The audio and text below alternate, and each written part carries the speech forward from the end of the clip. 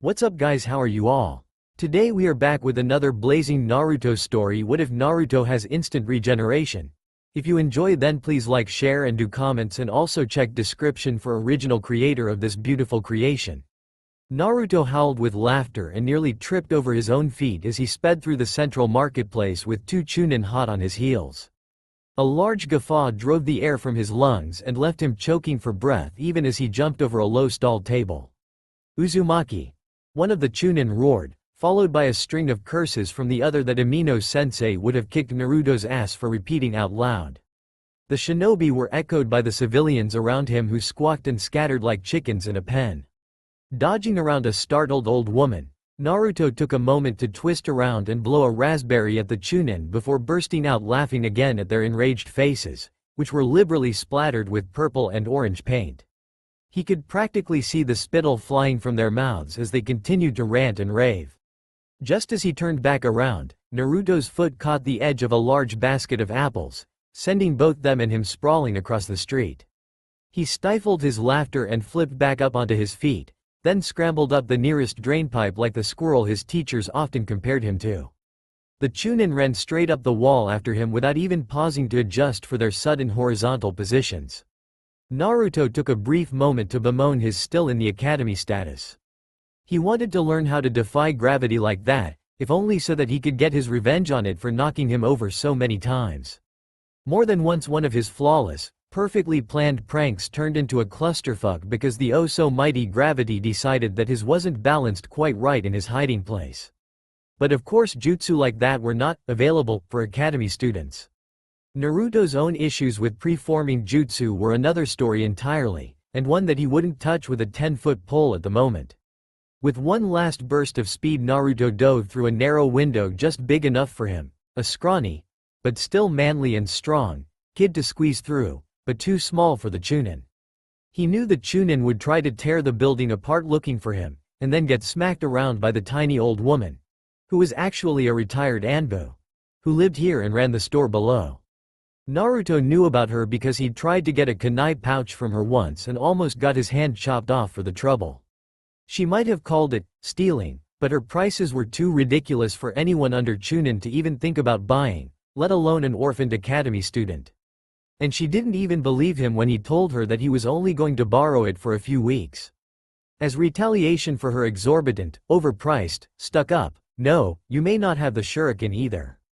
Merchandise, Naruto happily used her bedroom window to escape from the Chunin, then snuck out the emergency escape hatch she'd built into the fireplace while they wasted time looking for him. By the time they realized he was gone, Naruto had already run halfway across the market district, snickering to himself as he wove through the crowds. He should probably lay low for a while, at least until those Chunin removed the sticks that had been shoved up their asses, making them incapable of understanding that paint did wash out, and getting so pissed off over a harmless prank would do more harm than taking the joke and laughing about it. Naruto would probably have to avoid his apartment until things had calmed down. For no apparent reason, every shinobi Chunin and above seemed to know where he lived. Naruto scoffed to himself, thinking that he should try to find a new apartment just to throw them off. Not that he was too worried about anyone getting into his apartment, it was lethally booby-trapped. He'd nearly killed himself a few times getting inside. He should probably remedy that. Shuriken hurt, whether they just cut off a finger or sliced through your jugular. Skirting along the outskirts of the business district, Naruto headed toward where the smaller shinobi training grounds were grouped together. The majority of them were outside the walls, fenced off, and required a shinobi ID to access. The lower-numbered training grounds, however, mostly consisted of open wooded clearings just inside the village. It was among these Naruto found himself able to hide away from the village when he needed to. Civilians didn't go near the training grounds and Chunin usually used the more dangerous ones. Hell, even animals shied away because the ground was too saturated with chakra. Well, that and animals tended to avoid him anyway, but that was neither here nor there. Naruto stopped before a tall ash tree and quickly scrambled up into its branches. Sitting in the split in the trunk about 10 feet off the ground, he hummed as he pulled out and thumbed through the stack of small square papers he'd lifted from an art store while using his latest prank as a distraction. Naruto hadn't gotten quite as many as he had wanted, but they would have to do for the time being. There was no way in hell he'd actually dip into his meager savings to buy something like that. Leaning back against the tree, Naruto took out a small stone bowl and a kunai. He pressed the kunai into the skin of his arm and then sliced down deep enough that he nearly hit bone. It hurt like a bitch, but he had to cut that deep to get enough blood to drain into the bowl before the wound sealed up a few seconds later, muscle and flesh stitching itself back together with a quiet squelch. He swished the bowl around, continuing to hum thoughtfully as he made sure that he had enough blood. Ink was, technically, a much better medium to use for creating seals, but it was also a whole lot more expensive. And while ink conducted chakra much better in general, using his own blood made sure that no one other than him could use the seals he made, which he found to be an added bonus. Naruto yanked at the brush that hung from a cord on his shoulder, pulling it free from its clip. He kept the brush there partially for easy access, but mainly just because he used to keep it with his kunai and stabbed himself one too many times while digging around for it in his pockets. He dipped the brush in the bowl, held it up until all the excess blood had dripped off, and then swiftly drew it across one of the paper tags with short, smooth motions. The boy bit his tongue as he worked, being carefully to keep his strokes as small as possible. Seals were annoying to make, to be frank. They took too much patience and time for an effect that would only last a few seconds. He guessed that seals which were more complex than the explosion tags he was making would probably be worth it, but he would have to learn that kind of a skill from a seal master, not just copying seals like he'd learned to do. And there were only a handful of seal masters in the world. Naruto couldn't afford to buy explosion tags, so he made his own. He would do the same with kunai and shuriken if he could, but he knew nothing of blacksmithing other than that the craft mostly used forges or fire jutsu, both which he knew nothing about. In any case, copying seals was pretty easy so long as he carefully made the exact strokes. And not jerk his hand a little too much and connect two lines that really weren't supposed to be connected like he just did. Making mistakes with seals was very bad, capitalization required. Ah shush. The mostly completed tag exploded in Naruto's face. A shockwave of compressed air and chakra blasted outward and hit him and the tree he was propped up in at point-blank range. He heard a loud crack and slammed into something, and then the world around him abruptly went black, like pulling the plug on a television. Naruto blinked slowly as the world began to refocus. He felt tingly and numb, with an added dash of disorientation. His first thought was that blood-based seals were much more volatile than ink-based ones. His second was that a man stood over him, panicking. That's new, Naruto mused aloud. Or tried to. It came out as a wet gurgle, followed by one of his lungs attempting to cough its way out of his chest. Naruto didn't think he'd ever seen someone look worried for his sake before. Or at least he thought the man was worried. He wore a mask that covered most of his face so Naruto couldn't exactly read his expression. Maybe the man was actually laughing at him and Naruto just couldn't tell over the ringing in his ears. Don't move, the man said tersely. His hands pressed against Naruto's chest and blood leaked from between his fingers. Naruto blinked again to clear his eyesight and found that he was laid out on the ground a few feet from the tree he'd been in, or rather, what had once been a tree. It had pretty much been torn apart by the explosion and now resembled a demented artist's impression of a tree. Naruto laughed weakly when he realized that insinuated that he was a demented artist. Not too far from the truth, he thought.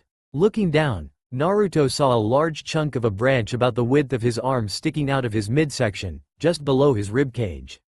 He couldn't feel anything at all below that point, so he assumed the wood had severed his spine.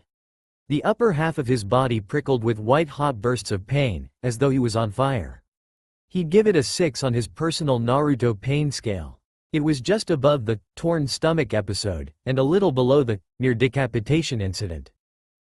Perhaps he was a little too reckless. He'd had enough brushes with death that it was starting to resemble stalking rather than accidental encounters. A twinge zapped through Naruto and he groaned aloud, feeling his skin and muscles tighten around the branch as his body attempted to heal despite the foreign object's new home in his stomach. He really needed to pull it out of his body or it would start to incorporate the wood as it healed and he'd wind up picking wood splinters out of his skin for a week. This was, however, the first time Naruto ever gotten badly injured in front of a witness. There was no way he could hide his regeneration now, not with what was clearly a fatal wound. Although, the man standing over him did have just one eye, so maybe Naruto could pass it off as the man being blind. The forehead protector covering his other eye told Naruto otherwise though, because no one would believe him over a shinobi. Well, unless he claimed UAL harassment or something, but that probably wouldn't work. The man had gray hair, so maybe he was old, Naruto noted as his vision began to swim from the rapid blood loss. That would probably make him a respectable shinobi. Which meant something. Naruto's thoughts were slipping through his fingers and flying around in his head too fast for him to catch. Just pull it out, Naruto groaned. He wasn't coughing up blood, so the branch had missed his lungs, which was a good sign at least. Not being able to breathe got annoying pretty quickly, plus it makes him dizzy for half an hour afterward. Oh right, respectable. If this shinobi was respectable, then everyone would believe him if he leaked info about Naruto's healing ability. Naruto could always start a smear campaign against him, like he'd done with that nasty cabbage salesman with the crooked teeth. That might take a bit too long though. You'll bleed to death, the man said. It needs to stay in to staunch the bleeding until I can get a medic nin out here. He was keeping remarkably calm for someone watching a kid die before him. Maybe he was one of those shinobi who hated Naruto. No, he would have just walked away and let the boy die if that were the case. The only other option Naruto could think of was that the man had been on enough assassination missions to be comfortable around large amounts of blood. It wasn't a particularly pleasant thought. Repressing a sigh as his vision started to blacken, Naruto realized that he didn't have much of a choice if he wanted to keep his regeneration as much of a secret as possible. He'd deal with the repercussions later, before he passed out and woke up in the hospital with dozens of stunned medic nin around him. I heal, Naruto said between short breaths as it became harder to force his lips to move and his voice to come out. Move, the damn branch. Naruto's vision blurred too much to see the shinobi's reaction, but a moment later a pair of hands closed around the wood and pulled it out with a sharp tug.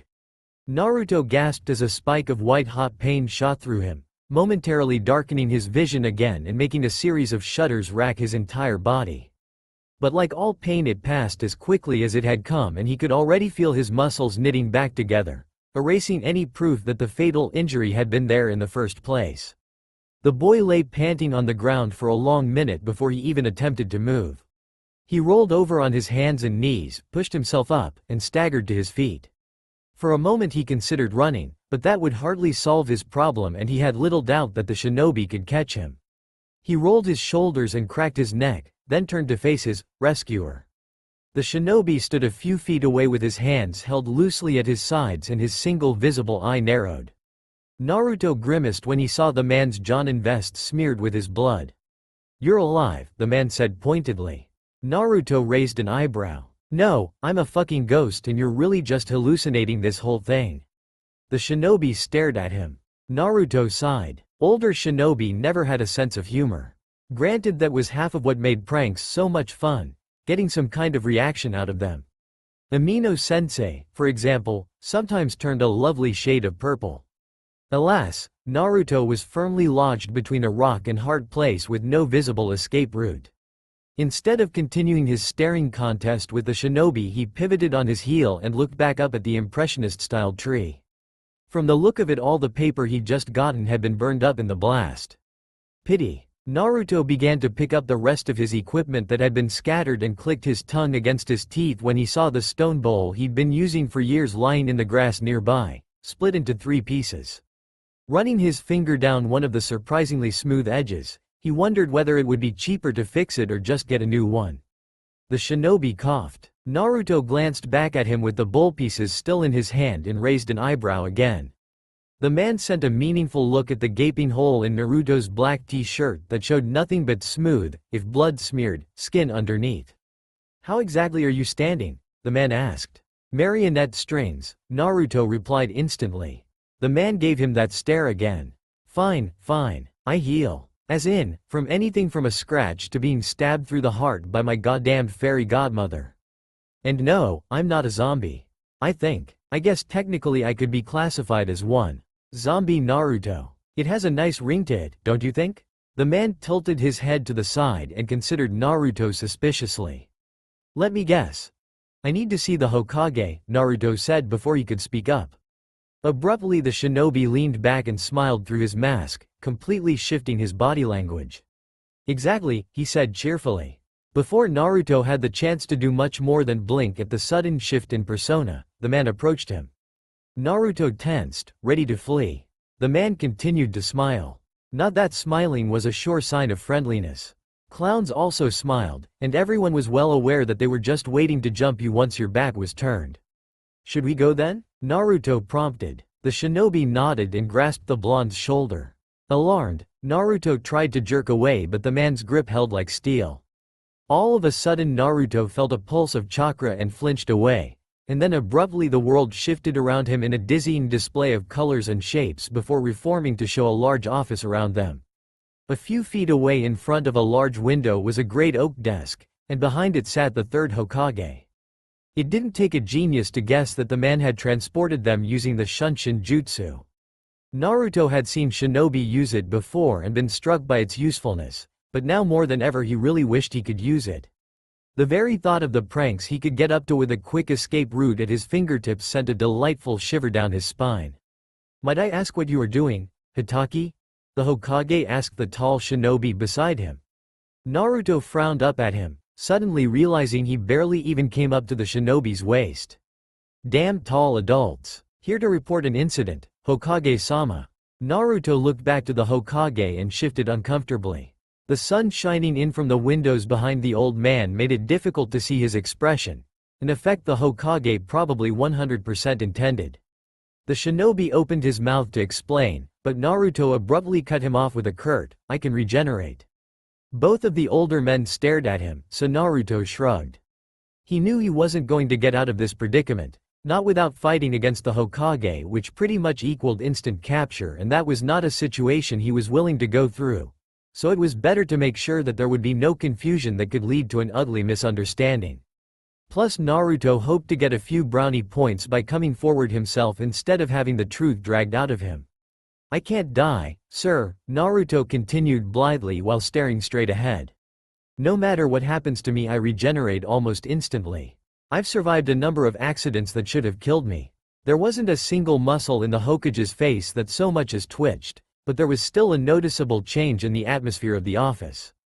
"Accidents?" the Hokage said. Naruto rubbed the back of his neck. Well, I was kind of clumsy when I was younger and got hurt a lot, but never actually stayed hurt. I didn't really realize it was unusual for a long while, not until..." He cut himself off, swallowing nervously. The Hokage didn't say anything and didn't prompt for him to continue, but Naruto felt the pressure anyway. He glanced between the Hokage and Hitaki. Both of them looked completely impassive and gave nothing at all away. Naruto started sweating a bit more. "Well, okay, this is going to sound kind of bad, but it's really not. I mean, Naruto swallowed again. "Okay, look, I was like 5 years old and I snuck into some shinobi's house while he was on a long-term mission. Only, his house was trapped and I wound up getting locked in a cellar for a couple weeks without any food or water. I got out when he came back and reset everything, but, well, I starved for a long while there. It wasn't exactly fun, but obviously I survived. I think there were a couple other times where I should have gotten killed. I've stabbed myself with kunai a few too many times." "Show me," the Hokage said. Shrugging, Naruto pulled out a kunai and drew a shallow slice across his palm. He held his hand up so that the Hokage could watch as the cut quickly faded away before any blood could even drip out.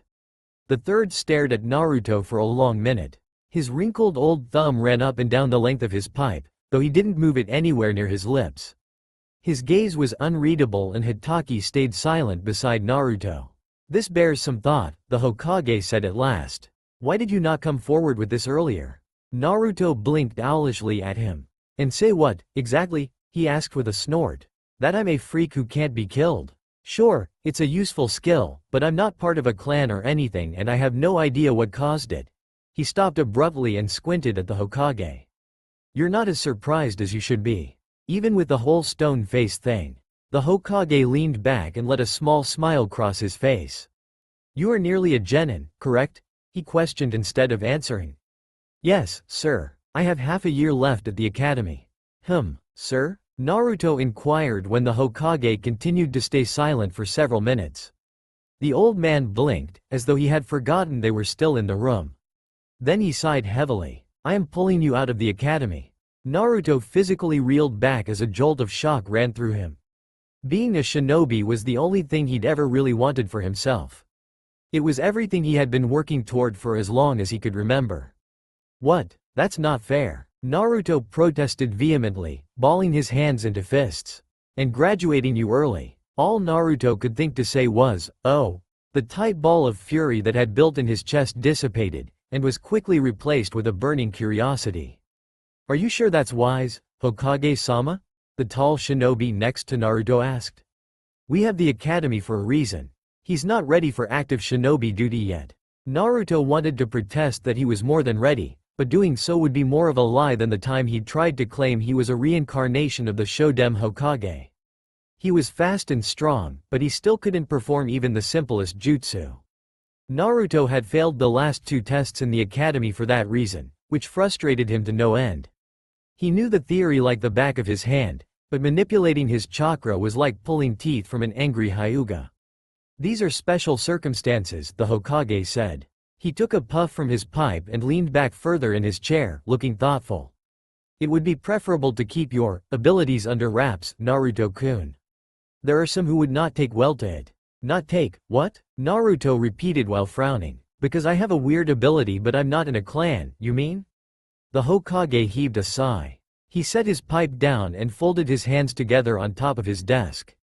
His fingers were surprisingly straight and smooth, and the only part of them that gave away his age were the sunspots on the backs of his hands.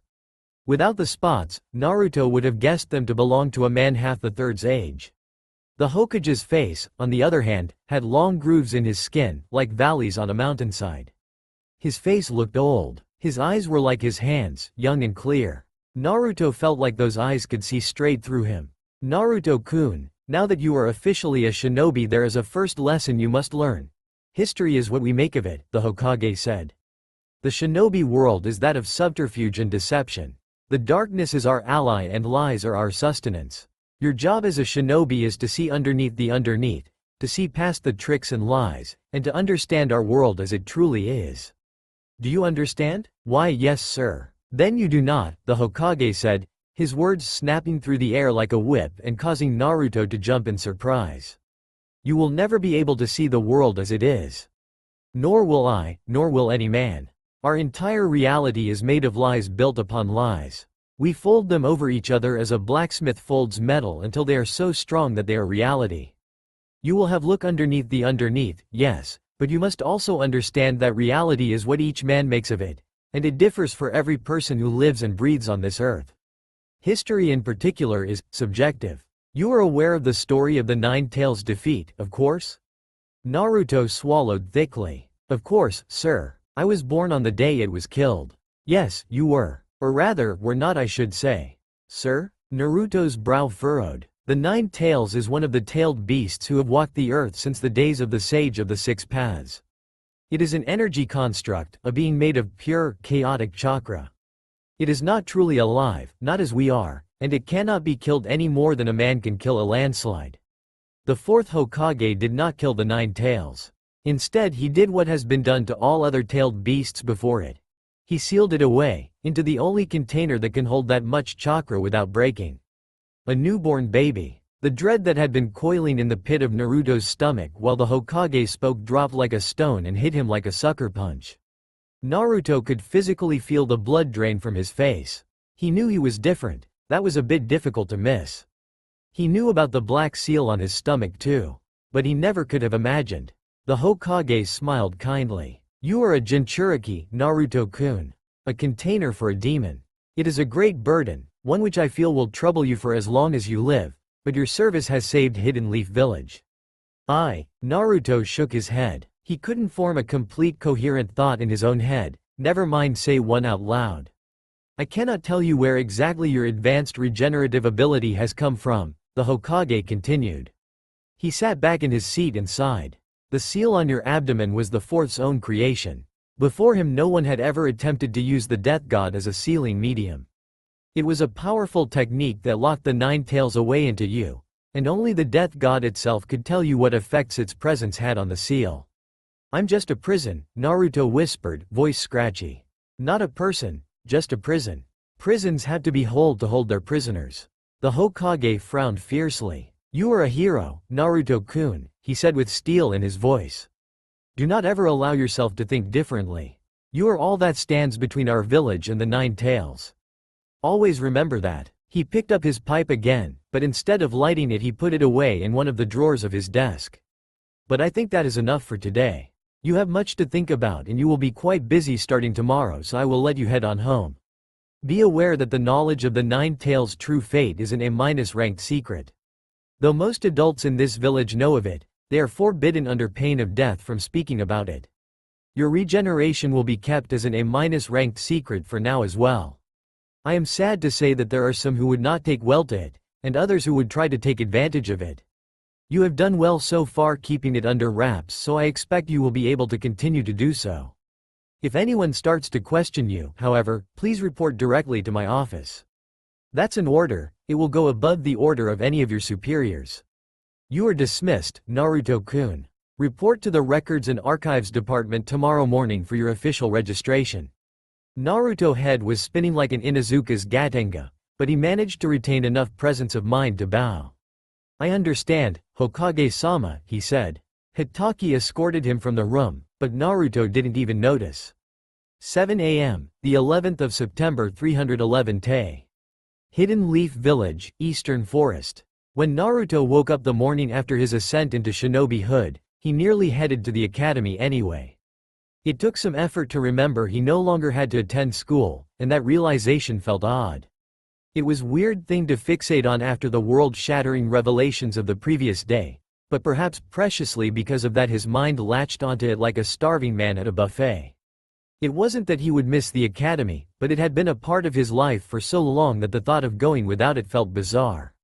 Naruto had slept in the hills behind the academy that night, so he was already in view of the building by the time he realized he should have been heading in the opposite direction. It was far from the first time Naruto had slept outside, and he would probably do so for the next couple of days too, until he was sure those Chunin weren't actively trying to find him. He liked sleeping outside anyway. As Naruto crouched in a tree just in view of the academy and considered whether it was worth risking another trip through the market district to get to the Hokage Tower on time, he saw a few students from his class walk into the building. They would have to stay in the academy for the next 6 months while he was already a shinobi. Half of Naruto wanted to swell with pride, shove his finger under their noses, and tell that he was Uzumaki fucking Naruto and that every single time they told him that he wasn't fit to be a shinobi was wrong and there was nothing that anyone could do to stop him now. The other half of Naruto, a very small part that he rejected faster than a prostitute with syphilis, felt like he'd cheated to get where he was. But if that was true, then his entire existence, 9 tails and all, was a cheat. And besides, the Hokage's words still echoed in his ears, shinobi lie. Ultimately Naruto decided to take the risk and ran to the Hokage Tower in record time. He hid whenever he saw another shinobi nearby, thankful not for the first time that he had long since catalogued all the easy-to-hide-in locations in Leaf Village. When he reached the tower he raced up the stairs to the 3rd floor while jealously wishing again that he could walk up walls like most shinobi, a thought that turned him suddenly giddy when he realized now he could learn the technique. The 3rd floor of the Hokage Tower was dedicated to record keeping. It was rumored to contain entire vaults full of files and old scrolls, along with the registration center. Unfortunately for Naruto, there was a disgruntled shinobi guard stationed at the floor's stair landing. "Whoa, kid," the man said when Naruto started to walk past him. His hand shot out to block the doorway. "This is a restricted floor. Shinobi access only." Naruto rolled his eyes. "I'm heading to registration, genius. Now if you wouldn't mind." The man snorted. "Let me give you a tip, brat. If you want to be a shinobi, you need to learn to tell lies that are actually believable. The next Genin graduation exam isn't for 6 months. As utterly brilliant advice as that is, because I'm so obviously new to telling lies, I'm a unique case and I have an appointment with the Hokage to get to. Just because you weren't told that I would be coming doesn't mean you shouldn't at least check with your superiors who, in this case, are waiting in the registration room just beyond that door." Naruto finished with a flourish, pointing into the room past the entrance. The shinobi scowled and drew himself up to his full height. He opened his mouth to angrily reply with what would have undoubtedly been a well-thought-out, Witty retort when the silver-haired shinobi who found Naruto yesterday appeared suddenly and clapped the boy on the shoulder. "There you are, Naruto-kun. I was wondering where you'd gone off to," Hitaki said casually. Whatever the other shinobi had been about to say died on his lips faster than a pig at an Akamichi barbecue. The unreasonably tall shinobi steered Naruto past the now speechless man and toward the registration center. Naruto couldn't resist the urge to turn his head back and stick his tongue out. The man spluttered and the color rushed back into his cheeks, and Naruto snickered in response. Hitaki lightly cuffed him upside the head. "Oi!" Naruto protested, rubbing the offended area. Hitaki ignored him. The registration itself didn't take more than 10 minutes and was comprised of boring paperwork that Naruto would have gladly set on fire and launch at his academy instructors instead of filling out. When that was done, he had his picture taken and was issued a shiny shinobi ID card with the number 012572 printed across the bottom. He grinned gleefully while staring down at the proof that he had taken such a large step forward. Naruto turned to the gray-haired shinobi who had been shadowing him like a towering stalker the entire time and asked, "So did the Hokage send you to watch over me or something?" "Or something," Hitaki agreed with a closed-eye smile. "I will be your sensei from today onward." What about my genin team? You're an odd one out right now, so you won't have one. It'll be just you and me," he said. Naruto crossed his arms over his chest and stuck out his chin. "You haven't even told me your name yet or who you are. And for that matter, how did you come across me yesterday?" The man shrugged and started to lead him out of the tower. Naruto hesitated for a moment before following. "Hitaki Kakashi, Jonin of Hidden Leaf Village," he said. "As for your last question, that's a secret. Please don't tell me you're going for the mysterious old man effect," Naruto scoffed. He couldn't quite believe the man had just come across him by coincidence. Even he wasn't that unlucky. Hitaki hummed thoughtfully. "Well, I may be the master of all things mysterious, but I'm not old." "You got gray hair," Naruto pointed out. "Underneath that mask you must be a wrinkly old man. Think what you like," Hitaki replied with a cheery tone. Huh. That was the first time Naruto had gotten a reaction like that. Generally people just got angry at him. "You're an old man," he declared again whilst watching Hitaki from the corner of his eye. "And I bet you've got some kind of horrible lip deformity and that's why you wear that mask. It's slowly spreading across your face and has even made it up to your left eye. You try to pretend it's all right, but really you cry yourself to sleep at night while wishing for a princess to come along and accept you for who you really are, deformity and all." Hitaki shot him an odd look. "It looks like I really will need to keep you in line," he said, amusement clear in his voice. They finally reached the street and still Hitaki walked on without explaining where they were headed. "To stop me from running around, transforming into a demon, and destroying half the known world?" Naruto asked while absently wondering if he could just slip away. There were a couple of pranks he wanted to get done by the end of the week. "If you get in trouble, it will fall on my head now." Naruto grinned brightly at that. "I'll have to keep that in mind. Which means no more pranks," Hitaki continued on blithely as though Naruto hadn't spoken. "Every time you get in trouble I'll tack on a night training session. Which means no sleep, no food." He sounded far too happy with the idea of such training. Naruto scoffed under his breath and intertwined his fingers behind his head, relaxing as he walked. Internally, he was more pleased than he probably should have been. He had a teacher, someone who was actually willing to train him, for the first time in his life. Naruto wasn't like the other kids in his class, who had their parents to teach them, and he'd always been more of a hands-on learner rather than being book smart, so the academy hadn't been an ideal learning environment for him. All his life he'd been fighting to prove to everyone around him that he had what it took to be a shinobi, and now he was one. Internally, Naruto was happier than a Yakuza boss on crack. As the buildings began to thin out around them, Hitaki continued his slow, lazy pace. "Can't you just shunshin us there?" Naruto grumbled. "Or at least, run. Patience is a virtue," Hitaki retorted. "Oh, of course, I forgot that being a shinobi is such a virtuous profession. Let me go get my poetry books and dancing fans so that I'll be all set." Hitaki grinned beneath his mask. "Don't forget your kimono, Miss Naruto. I'm sure all the boys will be complimenting how it goes with your eyes by the end of the day. And I'm sure all the old grannies are converging around your house, just waiting to get their hands on you. You must be quite popular, being the elder master of mysteries, Naruto shot back. Hitaki looked distinctly green at the thought. They entered a simple forested training ground not too far from where they had first met the day before. Flipping around his attitude again, Hitaki beamed down at Naruto, who suddenly had a very bad feeling, akin to the last time he'd tried to paint lewd symbols on the side of the Hyuga complex only to wind up twitching on the ground and thrown out with the trash. First, let's start off with introductions, Hitaki said. Likes, dislikes, hobbies, dream, etc. Naruto nodded slowly. Alright, I like messing with people and seeing their reactions. I dislike assholes and people who can't take a joke. My hobbies are training and pranking, and my dream. He frowned and let his eyes flick over the clearing. I want to become stronger than the Nine Tails. Hitaki quirked an eyebrow and said, that's an interesting goal. Naruto set his feet shoulder-width apart, crossed his arms over his chest, and scowled up at him. For as long as I can remember, people have always looked at me differently from everyone else. Now that I know about the Nine Tails, I understand why. But I didn't choose to be the Nine Tails Jinchuriki. I don't want to be just some cage. I want people to look at me and see Uzumaki Naruto, a goddamn awesome shinobi. So I'll become stronger than the Nine Tails and make them see me. For a long minute Hitaki stared at him with an unreadable gaze. He shook his head and then made an odd gesture with one hand. Well, it's a lofty goal, that's for sure, he said. Let's see how well you can do though. How about a simple test of ability?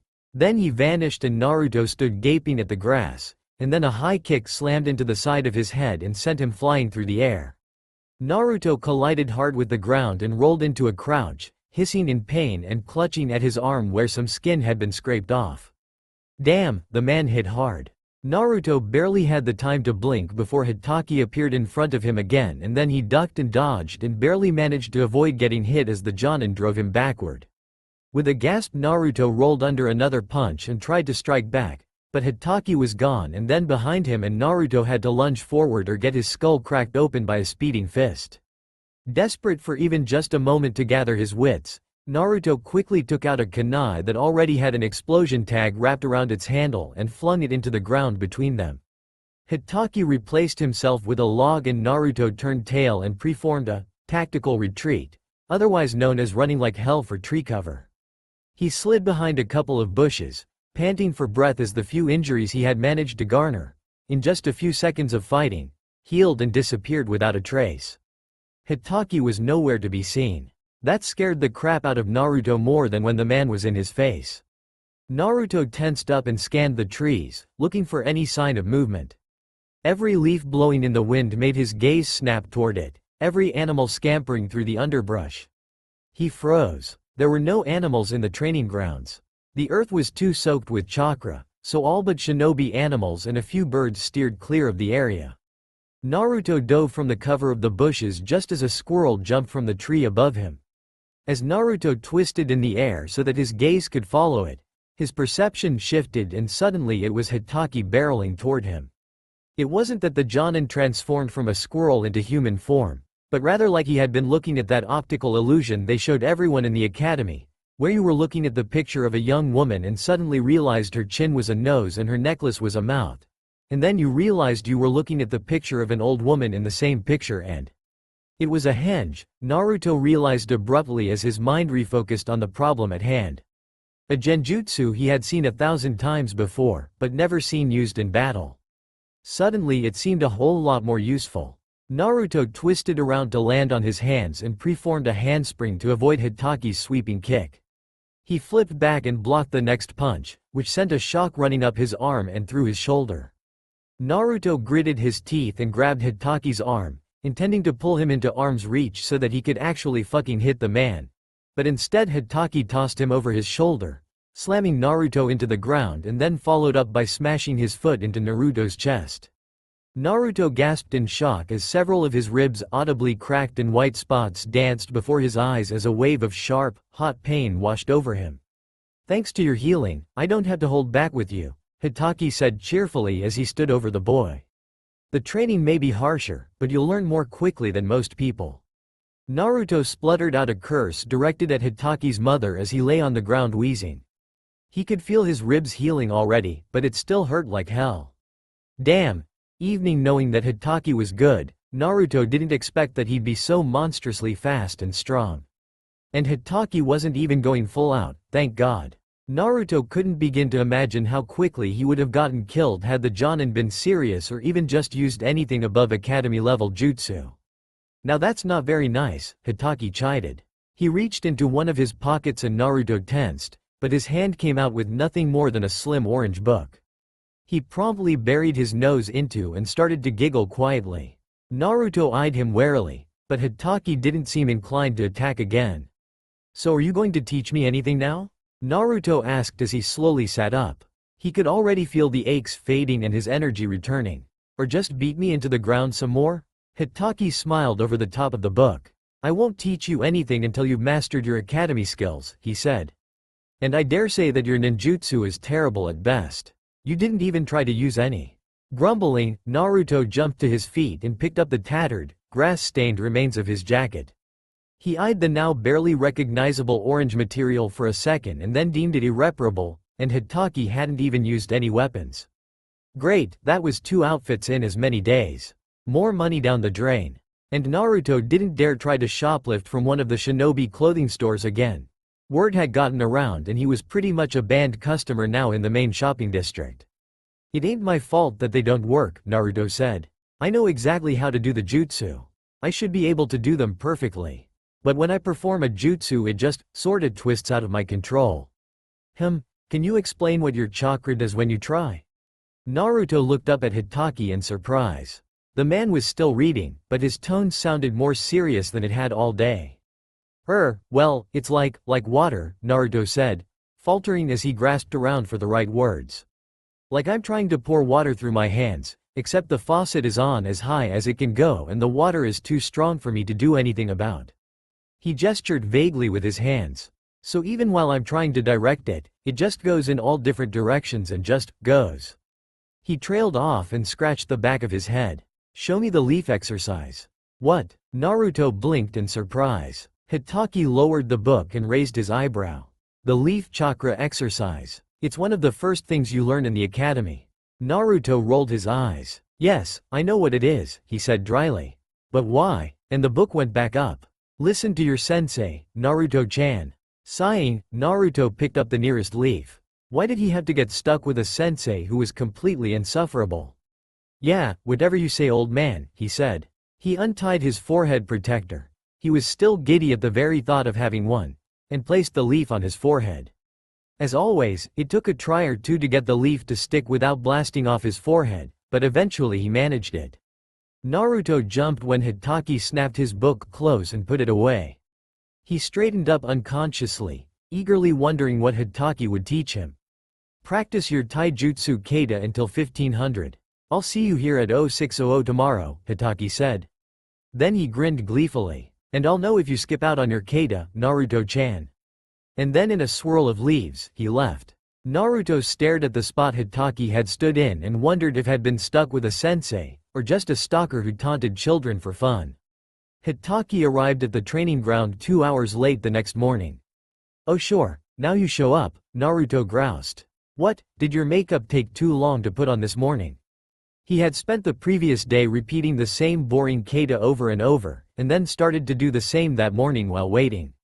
It didn't help that he had been jumpy the entire time, half expecting to get ambushed by his new teacher. A black cat crossed my path so I had to circle around the village to avoid it, Hitaki said with a grin. Was he a pathological liar too? And did the cat make you unable to use Shunshin? Naruto asked pointedly. It was a magical cat, Hitaki replied without missing a beat. It also gave me these. He held up his hand to show that he was holding what looked like a pair of silver bracelets. Naruto raised an eyebrow. For your old granny harem, I presume. Was it just him or was there a slight twitch in Hitaki's eye? Now Naruto-chan, play nice, he chided. These are chakra repressors. They're generally used by the interrogation and detention department. Hitaki-sensei. Naruto released a mock horrified gasp. How could you expose your student to something so kinky? You're supposed to be teaching me, not corrupting me. Yes, there was definitely a twitch there. Hitaki looked kind of like that one smiley samurai on that show that only aired in the middle of the night. It had horrible acting and special effects, and more gore than a B-rated movie, but somehow Naruto couldn't stop watching it. Ultimately Hitaki just smiled again, though it seemed to be more of a, "just wait, I will skin you while you sleep," smile than a happy smile. "Come now, don't be difficult," he said. In an instant Hitaki crossed the distance between them and slapped one of the bands shut around Naruto's wrist. The boy's eyes widened in shock at the feel of cold metal closing around him, squeezing a portion of his chakra back. He ripped his wrist from Hitaki's hands and swung his other fist at him, just barely missing his nose as Hitaki leaned back. With a feral snarl Naruto scrambled backward. He tugged at the manacle frantically and his eyes darted around, looking for the quickest escape route. "Naruto!" He turned to take off into the forest but suddenly Hitaki was there, pinning his arms behind his back. Naruto struggled against Hitaki with every ounce of strength he had. As he twisted he bit Hitaki's arm, sinking his teeth deep into the man's skin and then clamped his jaw down as hard as he could. Blood started to leak out into Naruto's mouth and Hitaki tried to shake him off, but he still had Naruto's arms held behind the boy's back so Naruto refused to let go. Naruto kicked out with his legs and struck Hitaki's torso, but the Jonin didn't so much as grunt. Naruto tried to get purchase to push away, but Hitaki was like a steel cage holding him down. God, they were going to lock him up now, weren't they? That's what this was really all about. They were taunting him with freedom, with his dream, making him think that he was going to be a shinobi when really they thought he was too dangerous to walk around. They were going to throw him into a cell without any windows and it would be cold and dark and he could smell the earth closing in around him, ready to swallow him whole and imprison him for the rest of eternity. Hitaki abruptly twisted Naruto's upper arm, causing the boy to hiss through his teeth. "Naruto, calm down," Hitaki said firmly. Naruto stared up at Hitaki. His mouth was clenched around Hitaki's forearm and his heart pounded in his chest, nearly ready to rip its way out of his ribcage. As it gradually slowed down he realized he had been panicking, and that Hitaki was still holding him down instead of carting him off. Hitaki's expression, at least what he could see of it, looked unruffled and detached, like the professional killer he was. It kind of made Naruto want to hit him. Again, when Hitaki didn't seem inclined to knock him out, Naruto slowly released his arm. The man let him go and Naruto warily took a step away from him. "Better?" Hitaki said dryly. Naruto spat out the blood in his mouth and wiped his lips, though that just smeared the blood more. He held his head up high and said, "Yeah, well, you surprised me. You should know not to surprise a shinobi. You seemed more like a wild dog than a shinobi. What is this thing anyway?" Naruto asked. He thrust the wrist with the manacle toward Hitaki and ignored the comment. He was still shaking from what had not in any way been a panic attack, but he refused to show it or any other sign of weakness. "It's a chakra repressor. The interrogation and detention department use them to retrain their guests," Hitaki answered. "There are varying levels to suit shinobi with different chakra reserves. You have a ridiculous amount of chakra, which makes your ability to control it nearly non-existent. These have seals on them, see them, which will give you much better control." Naruto took the second manacle from Hitaki and held it away from him as though he expected it to come alive and bite him. Stranger things had happened before. There were minuscule seals carved into every visible surface of the metal, including the inner band. Naruto forced his shoulder muscles to loosen up as he continued to look it over. Why don't they just give their guests the highest level ones to make sure they can't use chakra at all? Hitaki shook his head. Repressing chakra completely can be fatal, which is generally counterproductive to interrogation. But for you, wearing these will be like turning down the faucet, to use your analogy from yesterday, he said. Naruto nodded slowly. He flexed his arm and tried to channel some chakra, and instantly felt the difference in the flow.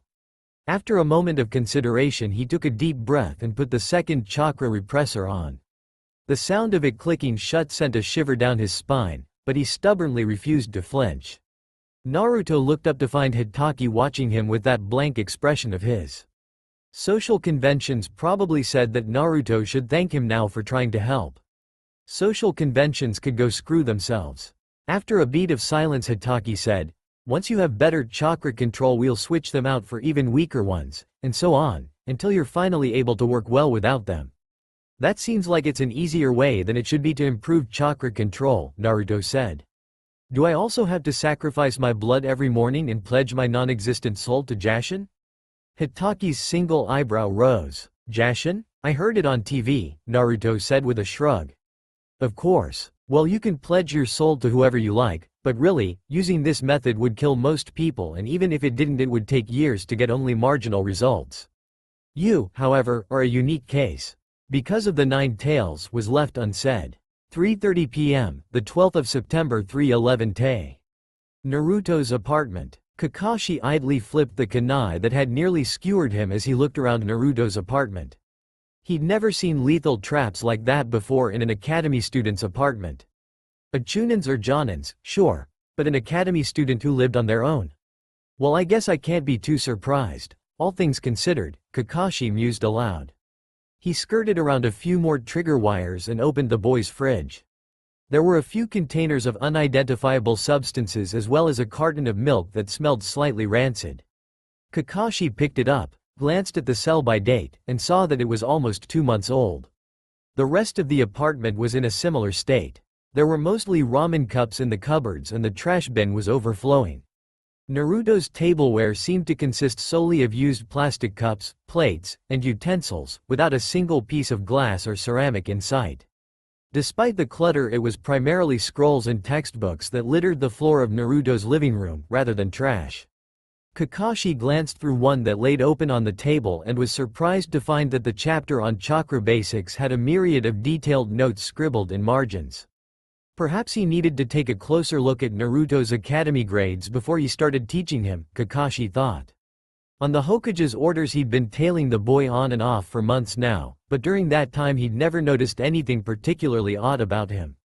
He paid attention in class, but his grades didn't reflect that.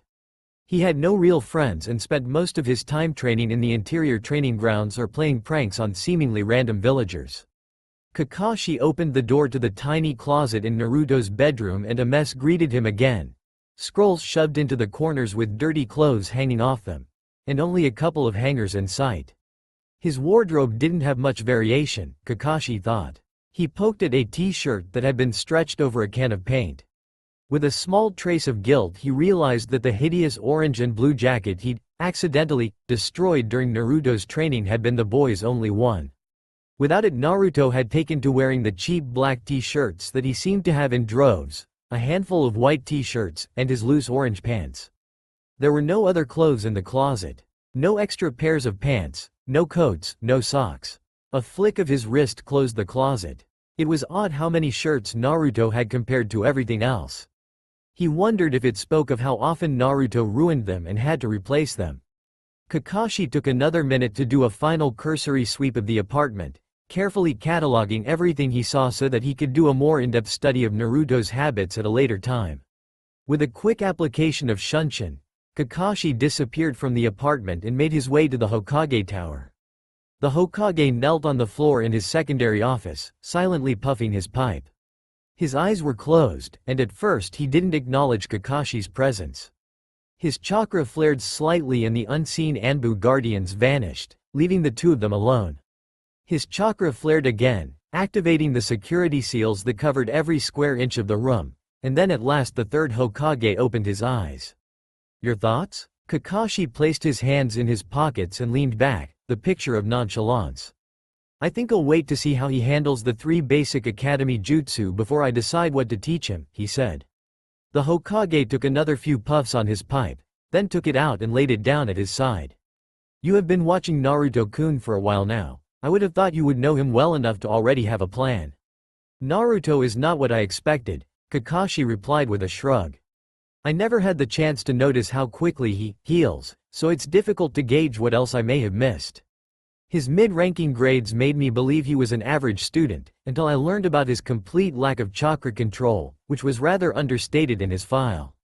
We don't know how smart he is or how strong he is, or whether the 9 tails has any influence over him or not. He has been hiding for years, so I'm not prepared to make any assumptions on what he can do. With a heavy sigh, the Hokage nodded and asked, how did the chakra suppressors you ordered work out? Well enough. They didn't kill him at least, so he has even more chakra than I'd suspected. He had a severe panic attack when I first tried to put them on him though.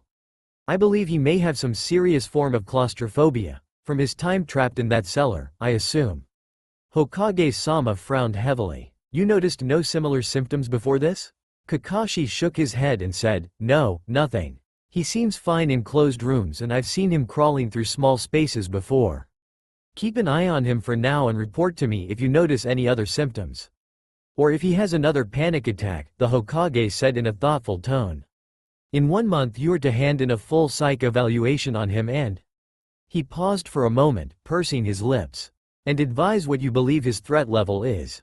Sir? The Hokage's eyes were like 2 hard pieces of flint, cold and unforgiving. Kakashi involuntarily straightened his back and clenched his fists. The Hokage could be terrifying even without an ounce of killer intent in the room. Honestly, at the moment I am more concerned with Danzo. He has become more active recently. I fear that Root might not be as disbanded as he has promised, he said. And even if that is not true, he has been pushing for me to turn Naruto into a weapon for years. There is no doubt in my mind that if he learned of Naruto's abilities, he would take matters into his own hands.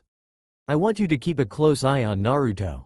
If anything suspicious happens, either on Danzo's end or Naruto's, then bring the boy in. Shall I investigate Root as well? Kakashi asked. As quietly as you can. Use your Anbu cover for that while focusing on assessing and training Naruto in between.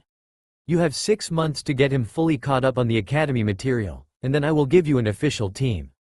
There was a note of finality in the Hokage voice that couldn't be taken for anything other than a dismissal. Kakashi bowed and disappeared in a swirl of smoke.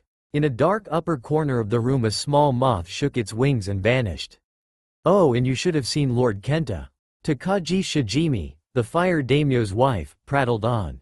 By the end of the night he was stumbling around like a common drunk. Lady Akemi was positively mortified. She gasped as though horrified, but her eyes were bright as she rapidly tapped her lips with her silk fan. How terrible, Danzo said evenly. He sat stiff-backed in a formal tea room and could already feel a dull ache settling into his knees. He ignored it. Shijimi sat across from him, along with her 16-year-old nephew, Takagi Akihito. The boy had not yet mastered the skill of continuing to appear interested in the conversation when he was actually uncomfortable. They would have to work on that. And speaking of which, don't you have your lesson soon, Akihito-kun?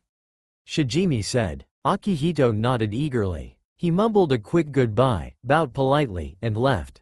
His footsteps were slow and unhurried, but it was nonetheless obvious that he was fleeing from the room. Shijimi took a sip from her ornately decorated china cup and stared piercingly at Danzo from beneath her long lashes. I would prefer it if you didn't stare at my nephew like a piece of meat, she said. Danzo favored her with a smile. Of course, he agreed. So, Lord Saito is having troubles? Something related to his connection to the Yazuka, I presume. Possibly, Shijimi said as she tilted her head back. I am having Nama look further into it. If he owes more money than he can handle, we may be able to leverage it against him. Danzo nodded thoughtfully. Any word from Earth Country? Hiruzen will be meeting with the ambassador from Hidden Stone Village at the end of the month.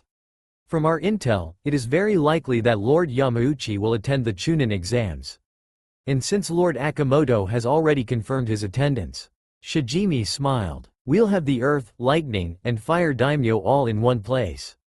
What about Lord Hiramu? Danzo shook his head. There is still too much unrest in Water Country's outlying islands, especially with the recent issues with the Mist Rebels.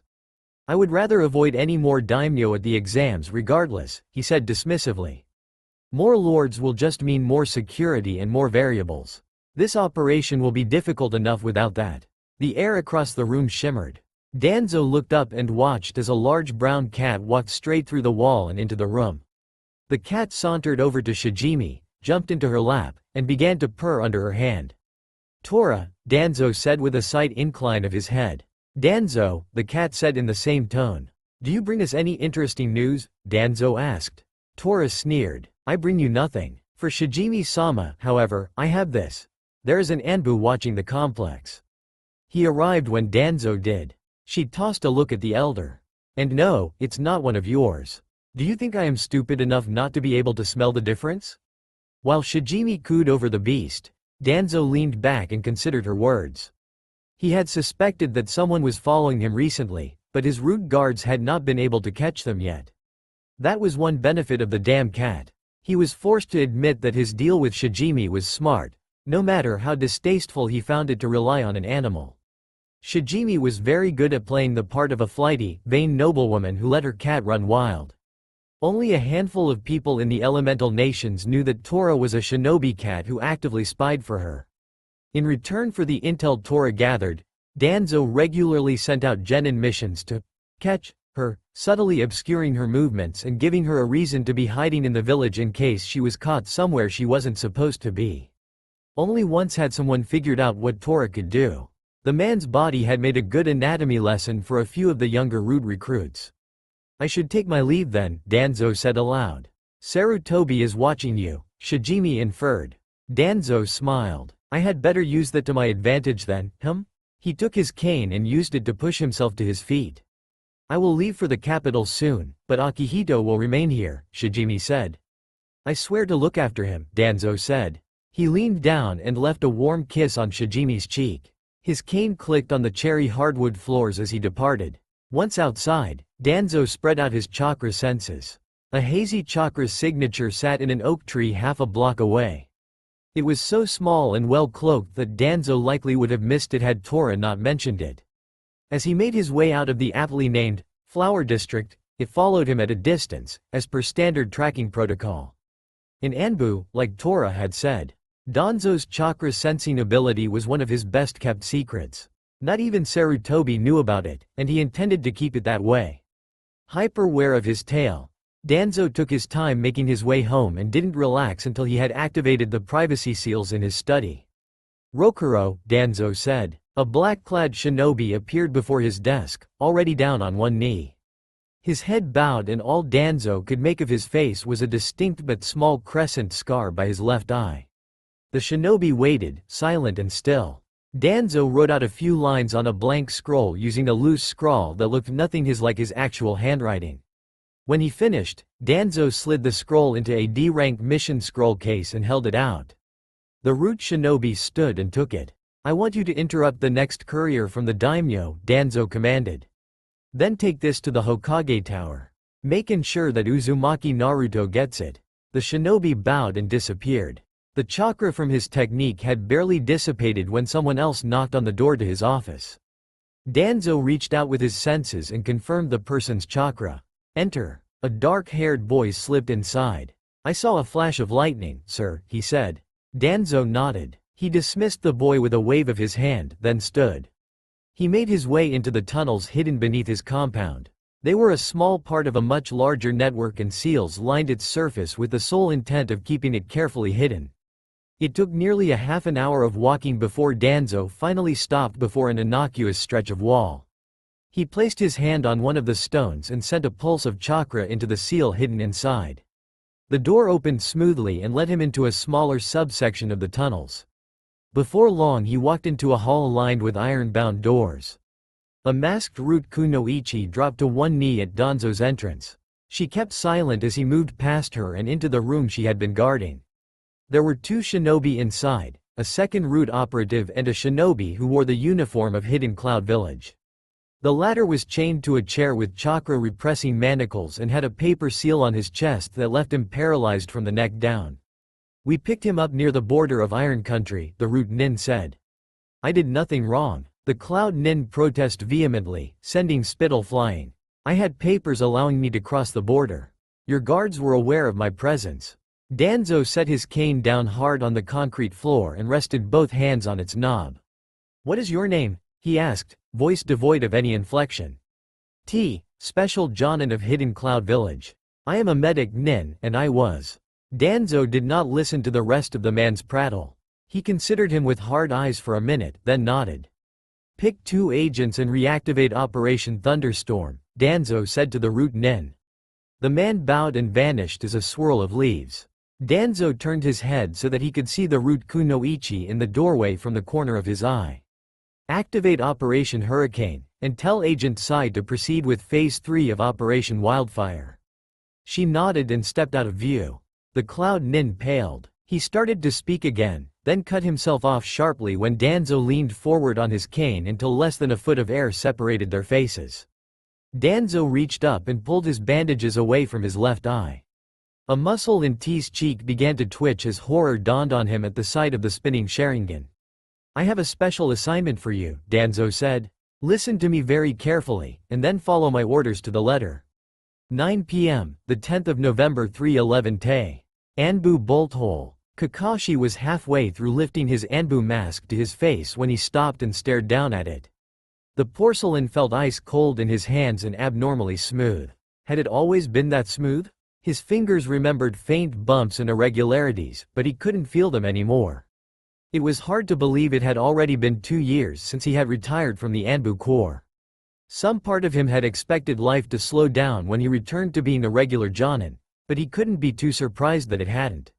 He had not retired to relax after all. He had been forced to retire because his abilities had gotten too infamous and recognizable. Now that he was a face of power for Leaf, he took more missions than ever, and most of them were high profile, and thus came with the added risk of incurring personal grievances against himself rather than rage at a faceless agent. Kakashi sighed faintly and lifted the mask to his face. A pulse of chakra activated the special seals on the lining of the mask and it stuck flush to his skin. There were added seals for breathability and to keep his skin cool and sweat-free so that he could wear it for days at a time without having to worry about comfort. A flick of his wrists pulled his cloak's hood forward, covering his signature silver hair.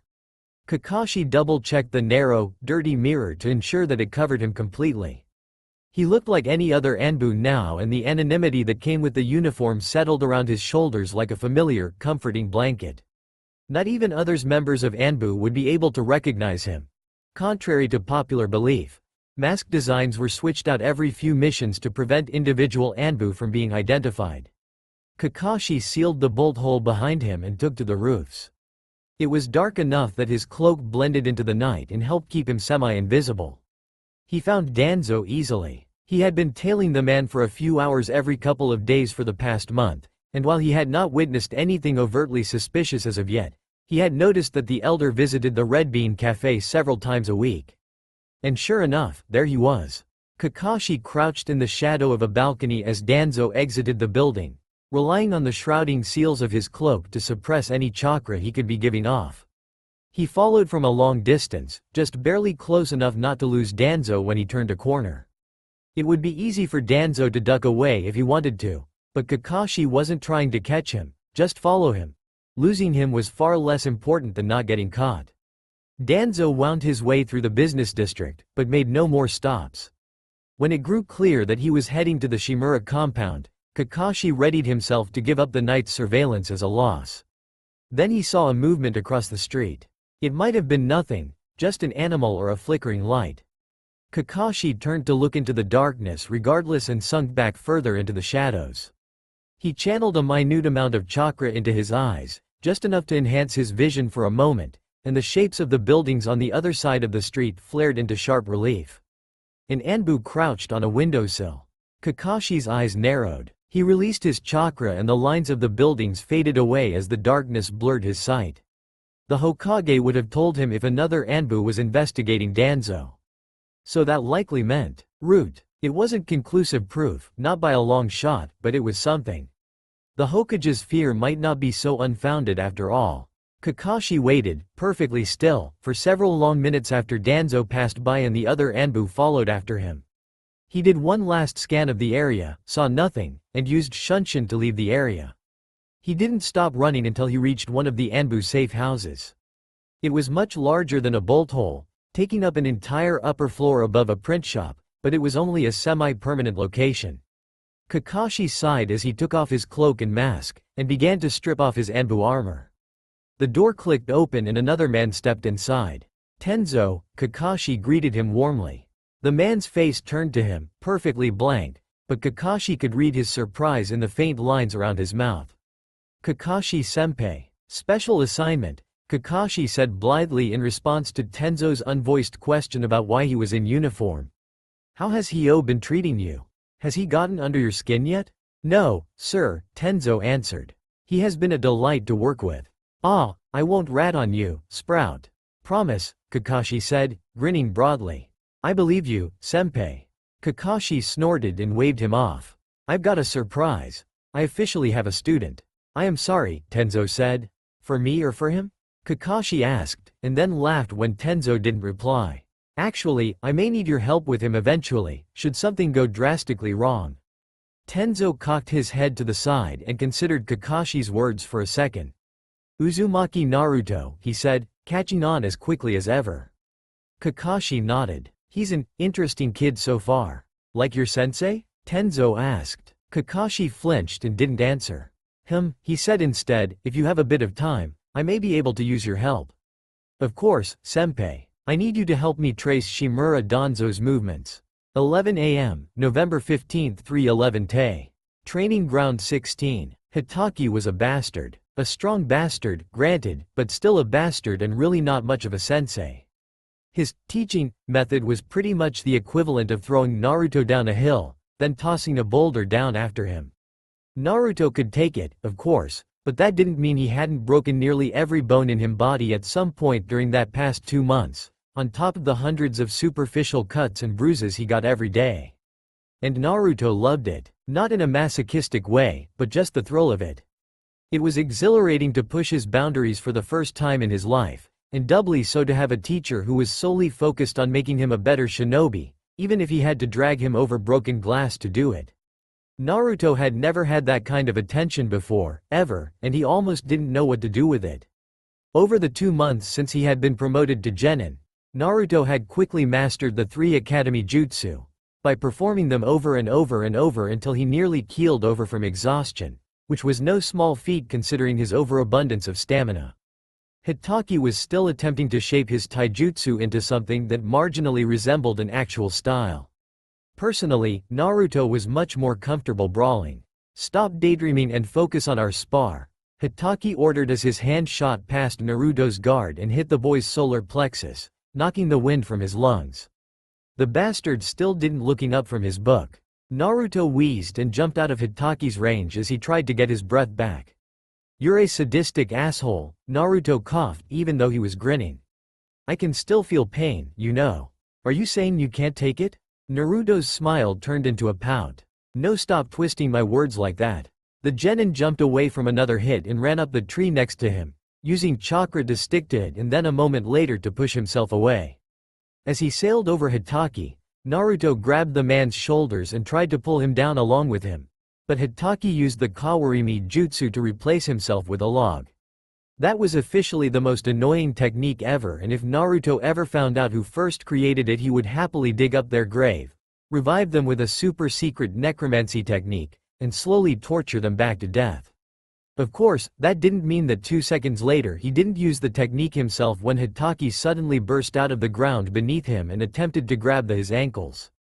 Naruto had been caught in that technique once before and nearly freaked out again, an experience which he definitely did not want to relive. Sometimes it seemed Hitaki was always intent on using capturing techniques on him. Naruto glared down at his teacher from the upper boughs of a tree, silently glad that Hitaki had taught him the tree walking exercise. His chakra control had improved a lot in the past 2 months. It was still completely atrocious compared to pretty much every other shinobi ever, but he had moved down 1 level of chakra suppressors and to him that was miracle-worthy. Naruto still failed miserably whenever he tried water walking, no matter how much he practiced, but that was beside the point. He had never quite gotten used to the feeling of metal around his wrists though. Hitaki snapped his book close. Naruto stilled. He had come to greatly fear the times his teacher put that little orange books away, because it never meant anything good for him. Naruto had nightmares about it, damn it. How could orange be connected to something so completely evil? I think that's enough for today, Hitaki said. You've got a mission this afternoon. Naruto blinked at him. What? He said blankly, caught off guard. A second later his eyes lit up and he leapt to the ground to stand by Hitaki. Finally. It's been 2 damn months already.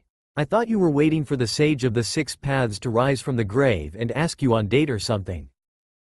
He wondered if the sage of the 6 paths was the one who invented Kawarimi. That bared further investigation. You were still at academy level, despite my valiant efforts to improve your skills. However, thanks to my patient teaching you have finally risen above. The boy's eyes gleamed. Are you saying that I've got genin level skills now? Naruto asked. Hitaki paused to reconsider what he'd said and Naruto perked up at idea that Hitaki was undoubtedly silently swearing in his head. The man would probably rather sleep with a porcupine than ever hand out a compliment. Yes, Hitaki said grudgingly at last. Naruto's smile widened to stretch across his face. Well, what are you waiting for? The fourth great shinobi war. What's the mission? You still have to get it first. Meet me at the Hokage Tower, Hitaki said. And with a quick application of Shunshin he was gone. Naruto rolled his eyes, but he had become too used to Hitaki ditching him to be truly annoyed. Hefting a sigh, he took off at a run toward the village. As soon as he reached the outer district he took to the rooftops, marveling as always at the feeling of leaping through the air like a true shinobi. It was almost like flying. The trip ended much too soon. Naruto entered through one of the tall, open entries halfway up the tower, vaulting over a departing shinobi and using chakra to immediately come to a stop. Hitaki was already waiting there, and he led them deeper into the tower. They stopped in front of a wide doorway that led into a large room filled with activity. This, Hitaki said dramatically, is the mission center. The mission center was ultimately little more than a large, open room with half a dozen tables spread out near the walls. Each one was manned by a chunin or two and had scrolls piled on top of them. The scrolls were all color-coded by table, which Naruto assumed separated them by rank or type or something. Hitaki casually walked up to the nearest table. Before he could say anything the chunin there, a man with a crescent scar beneath by left eye, smiled and held out two scrolls. The first was in a red velvet container with gold lining and had some fancy seal that prevented it from being opened. There were even tassels hanging from the ends. Naruto shuddered just from looking at the blatant, ostentatious display of wealth. Bastards. The second scroll was green and little more than a scrap of paper in comparison. Perfect timing, the chunin said. We need someone to take care of this D rank right away. It's a quick courier mission, so it only needs one person. I was thinking of something a little more challenging, like grocery shopping, Hitaki replied. Naruto's stomach lurched and he really hoped Hitaki was joking. Seriously, grocery shopping for a mission? The chunin's polite smile never wavered. He was smiling with his eyes closed. Naruto noticed because that was what he did when he didn't actually want to smile at whoever he was facing. I'm sorry, Jonin-san, but I'm under strict instructions to give this mission out before any others, he said. Alright, Hitaki said with a put-on sigh.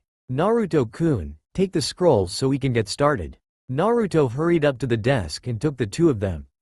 The simple green scroll turned out to contain the actual mission parameters. In essence, he was to bring the red scroll to a manor in the outer district of Hidden Leaf Village. He frowned at the directions listed. If he had his bearings right, it was in the Flower District, where all the nobles from Keisha, Fire Country's capital, had their summer homes. Hitaki nudged Naruto's shoulder. Ready? You're coming with me? Do I look like I need babysitting for something like this? Naruto asked, scowling. He was a genin and it was just a courier mission, damn it. Hitaki quirked an eyebrow. I'm your sensei. I am required to come with you. But you're doing all the work. I won't say a word, he said. Yeah right, you'll just stand there looking pretty while silently praying that I trip and fall flat on my face. A shinobi never trips, Hitaki said with one of his patented closed-eye smiles. Naruto grumbled a bit more under his breath. Exactly. The manor, as it turned out, was a sprawling single-floor complex that reeked of tradition. A high stone wall encircled the grounds and several guards stood by the gate. The front lawn was less of a lawn and more of an extensive, carefully manicured garden. Naruto could even hear a small creek running somewhere on the property. What is your business? One of the armored guards demanded. Naruto held up the mission scroll. I'm looking for an, Takagi Akihito? I've got a scroll for him. The man eyed Hitaki suspiciously, his gaze lingering on his weapon pouches. Fine, the guard said. But just you, kid. Naruto glanced back at Hitaki. When the Jonin nodded, Naruto shrugged. It wasn't like he hadn't wanted to do this alone in the first place. Pushing his discomfort aside, Naruto followed the guard down a symmetrically laid stone path to the main house. He wrinkled his nose as they passed by a 7-foot-tall stone statue of some samurai warrior. There was a metal plaque at its base, but he couldn't make out what it said. Naruto also caught a glimpse of a large koi pond underneath a cherry blossom tree at the side of the complex, but he was ushered inside before he could do more than crane his neck to look. The chamber Naruto was led to had clearly been decorated for visitors. He shifted from foot to foot and looked around at the gold-framed paintings and ancient porcelain vases, and then grimaced down at the two-plush purple rug beneath his feet. He looked up when the shoji door slid open and an aging man with a goatee stepped inside. He folded his hands inside his traditional robes and regarded Naruto with cold eyes. "You have a scroll, Shinobi-san? Are you Takagi Akihito?" Naruto asked as he held up the red scroll. The man's lips thinned. "No, I am Sasaki, Akihito-sama's guardian," he said. "You will give the scroll to me." Naruto's hand froze and his gaze narrowed. "I was instructed to deliver this scroll to Takagi Akihito, and I am telling you to give it to me." "I'm afraid I can't do that, Sasaki-san." The fingers of Naruto's free hand twitched toward the weapon pouch strapped to his thigh. "I don't know if you're aware about how shinobi missions work, but when we are given instructions we follow them to the letter. I will only deliver this scroll into Takagi Akihito's hands." Sasaki peered down at Naruto over his nose with a sneer akin to a look one would give horse shit. "Akihito-sama is attending his lessons at the moment," he said. "If you are determined to meet with him, you will have to wait until they're done." "And how long will that take?" Naruto asked, squinting up at the noble. "Until dinner this evening, most likely." Nothing in Sasaki's tone or face said he felt smug, but Naruto was positive that he was anyway. "Fine," Naruto snapped. Sasaki bowed incrementally and backed out of the room. Naruto ran a hand through his hair. "Shit," he muttered. He couldn't really wait for that long. Hitaki would kill him, not to mention that Naruto would pretty much fail the mission by default. He seriously couldn't fail his first D-rank mission, not after the Hokage had personally pulled him out of the academy and made him a genin. That would be beyond humiliating, in 100 different ways. He shifted uncomfortably and glanced around the parlor room. Naruto needed to find this Takagi guy, and from what the asshole had said, he should be somewhere within the complex. He just had to find a way to look around without getting caught and thrown out on his ass. His eyes lit up suddenly. He knew exactly what to do. It only took 2 hand seals to call up his chakra, a second of concentration, and a small puff of smoke, and then Sasaki stood in his place. Naruto tried to carefully school the expression of his henge into a stony mask, but a smile broke out on face twice before he managed to contain his glee. Naruto poked his head out into the hallway. It was empty in both directions, but he had come from the left, so. He shuffled out of the room, carefully shut the door, and then tiptoed down the right wing of the hall. This was a real mission, Naruto thought giddily. Sneaking through a noble's mansion while in disguise, with the thrill of getting caught following his every step. This was what being a shinobi was all about. A door a few feet away slid open. Naruto froze. A middle-aged woman stepped out, but her gaze only flickered up to him for a half a second, then she bowed politely and kept her head down as she shuffled off. Naruto glanced into the room she'd come from, but it was just some kind of office. He paused in the doorway, his curiosity urging him to take a closer look even though there was a mission at hand. "Sasaki-sama?" Naruto jumped and spun around. A heavy-set old man approached from down the hall, a frown on his face. Naruto cleared his throat and straightened his back. Remembering Sasaki's disposition, he put a cold, haughty expression on and looked down at the old man. "What?" he snapped. The man's frown didn't go away, but it did lessen. "My apologies, sir," he said with a bow. "Was that all anyone did around here?" He hesitated, looking like he wanted to say something else, but thought better of it. Naruto had a sinking feeling that he wasn't doing a very good job of impersonating a nobleman. Naruto cleared his throat again and gave the old man a hard look. He lowered his tone a bit, trying to match Sasaki's voice more closely. "I need to speak with Akihito-sama urgently," he said, gesturing with the red scroll case, "and I don't have the time to hunt for him." The old man frowned further. Naruto held his breath and desperately prayed to whatever spirits were out there that this would work. The man's eyes suddenly slid away from him and his frown fell away. "This way, sir," he said. He turned on his heel and proceeded down the corridor. Naruto followed cautiously. The man led him around several corners and another short hallway before finally stopping in front of another shoji door that looked identical to all the others. He bowed and then wandered away distractedly. Naruto stared after him for a few seconds and shook his head. He put the regal noble asshole persona back on and slid the door open. The room almost looked like another office, except that there were 3 desks and the walls were lined with bookshelves that were filled with scrolls. There was a second door on the other side of the room and 2 people inside. A woman with tight bun and a severe expression, and a teenage boy who was about 5 years older than Naruto. The teen had average features and dark hair that was pulled into a long, loose braid that reached halfway down his back. The woman stopped speaking the second she noticed who had interrupted them and lowered the paper she had been holding up. "Sasaki-sama," she started. "Akihito-sama, I need to speak with you," Naruto cut her off. "Alone." The woman bowed smoothly and glided out of the room. Naruto eyed her, waiting until he was sure the door was completely closed, then strode over to Takagi. He held out the red scroll case.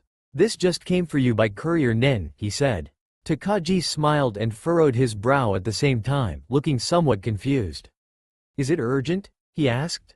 Naruto averted his eyes. "Yes." Just as the teen's hand closed around the other end of the scroll, the door behind Naruto abruptly crashed open. Naruto's head snapped toward the sound and then he froze, staring in horror at the furious countenance of the real Sasaki. "Oh, fuck." Naruto didn't think. He locked his gaze on the other door in the room, dropped his henge, and ran. There was a jerk from the other end of the scroll as Takagi held on, but Naruto dropped his end like it was on fire. He jumped over one of the desks, clipping a folder and sending papers flying, and slammed open the door. Naruto skidded on the hardwood floors as he made a sharp turn and wound up jumping onto the wall. He ran along at a 90-degree angle for a few seconds while using his chakra to stick to the wood and propel his movement. Then there was another, wider, door ahead, so he dropped back to the ground and just about smashed it open as he fled outside into the sunlight behind the residence. He stopped for a second as his feet touched the grass, whipping his head around and trying to figure out which way would take him out of the compound the quickest. The door suddenly closed behind him and Naruto spun around again. He opened his mouth, ready to unleash a tirade of explanation, but the words dissipated into thin air like water hitting a hot pan when he saw that it was Takagi standing behind him, not Sasaki. "This way," the teen said urgently. He dashed around the nearest corner of the building and Naruto followed almost without thinking. He heard the door to the building being harshly thrown open again, but both of them were already out of sight and then Takagi hurried him through a small doorway and into some kind of storage room. It took all of 2 seconds for Naruto to realize that he had just disappeared with a nobleman's son. "Why did you follow me?" Naruto asked. Takagi flicked a switch that flooded the space with more light. There were gardening tools hanging on the walls and several coiled water hoses lay on the floor where they had been thrown inside. The teen breathed rapidly, his eyes bright with excitement. "Sorry," Takagi said sheepishly. "It's just, you ran, and Sasaki looked so angry, and..." He tried to look contrite, but a smile kept slipping onto his face and it wasn't long before Naruto grinned alongside him. "Did you see his expression?" Naruto said eagerly. "That was better than when I..." He cut himself off and swallowed the rest of the story he'd been about to tell about one of his pranks. Instead he scratched the back of his head and said, Well, it was funny. And sorry about surprising you and all. I was supposed to deliver a scroll to you but that asshole, your guardian wouldn't let me interrupt your lessons, so I just kind of..." Laughter bubbled over Takagi's lips. He stopped almost instantly and flushed in embarrassment, as though he wasn't supposed to laugh, and looked at Naruto with something akin to amazement. "I have never seen an illusion up close like that before," Takagi said. "It was quite fantastic." Thanks." Naruto shook his head. "Shouldn't you be more, careful, or something? What if I'd been an enemy shinobi? Oh, I always have one of my uncle's guardians looking after me. You would not have been able to get into the compound without Nama-san noticing you. And we are in the middle of the Hidden Leaf Village, one of the safest places in Fire Country." "Your uncle?" Naruto asked. Takagi started. Yes. My uncle is Takagi Hirohito." Naruto blinked at him, not sure if that was supposed to mean something. Takagi stared back and Naruto had a feeling that they were both missing something. Takagi Hirohito, the fire daimyo. Naruto kept on staring. He knew Takagi was a noble, but this? How was he supposed to treat the nephew of a daimyo? Should he bow like the other people in the compound? Not that he ever would, but… That's nice, he heard himself say distantly, then flushed and waved his hands around. I mean, I just wasn't expecting that. What are you doing in Leaf Village if you're, special and all? My aunt, Shijimi, is vacationing here, Takagi said amusedly. I agreed to come with her, though I would not have if I had been given a choice. Not that there is anything wrong with Hidden Leaf Village. I do not spend much time with my relatives. I always have to study this subject or that, working on mathematics or economics or poetry or 1,000 other things. Definitely different from the training I do, Naruto mused. He glanced toward the storage room door. Speaking of which, do you think your guardian has stopped his rampage yet? We should probably go before he decides I've kidnapped you. Takagi chuckled and nodded brightly. He stepped past Naruto and opened the doors, but stopped in the shade of the manor and looked back. Thank you for delivering the scroll directly to me.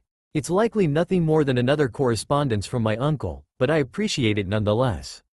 Most others would have left it with Sasaki and thought nothing more of the matter. Naruto softly closed the door behind him. Sure, no problem, he said, puffing out his chest. I'm a damn good shinobi and I have a 100% mission success rate. He thought it better not to mention that this was his first ever mission. You surely must be, Takagi said with a laugh. He paused suddenly, eyes widening. Oh, my apologies, I never asked for your name. Uzumaki Naruto. Nice to meet you, Takagi-san. Thank you for taking the time to speak with me. It is rare that I get the chance to speak with a leaf shinobi, and even rarer someone close to my own age, Takagi said. Naruto waved him off. Yeah, well, I've never spoken to a noble before, so I guess we're even. He noticed the grass nearby rustling slightly. It stopped a moment later and he dragged his gaze back up to Takagi. I'm glad you got the scroll and all, but I really need to go before my sensei kills me for taking so long. Takagi nodded. I will be sure to confirm that Sasaki has calmed and to let your Hokage know that I appreciate your efforts.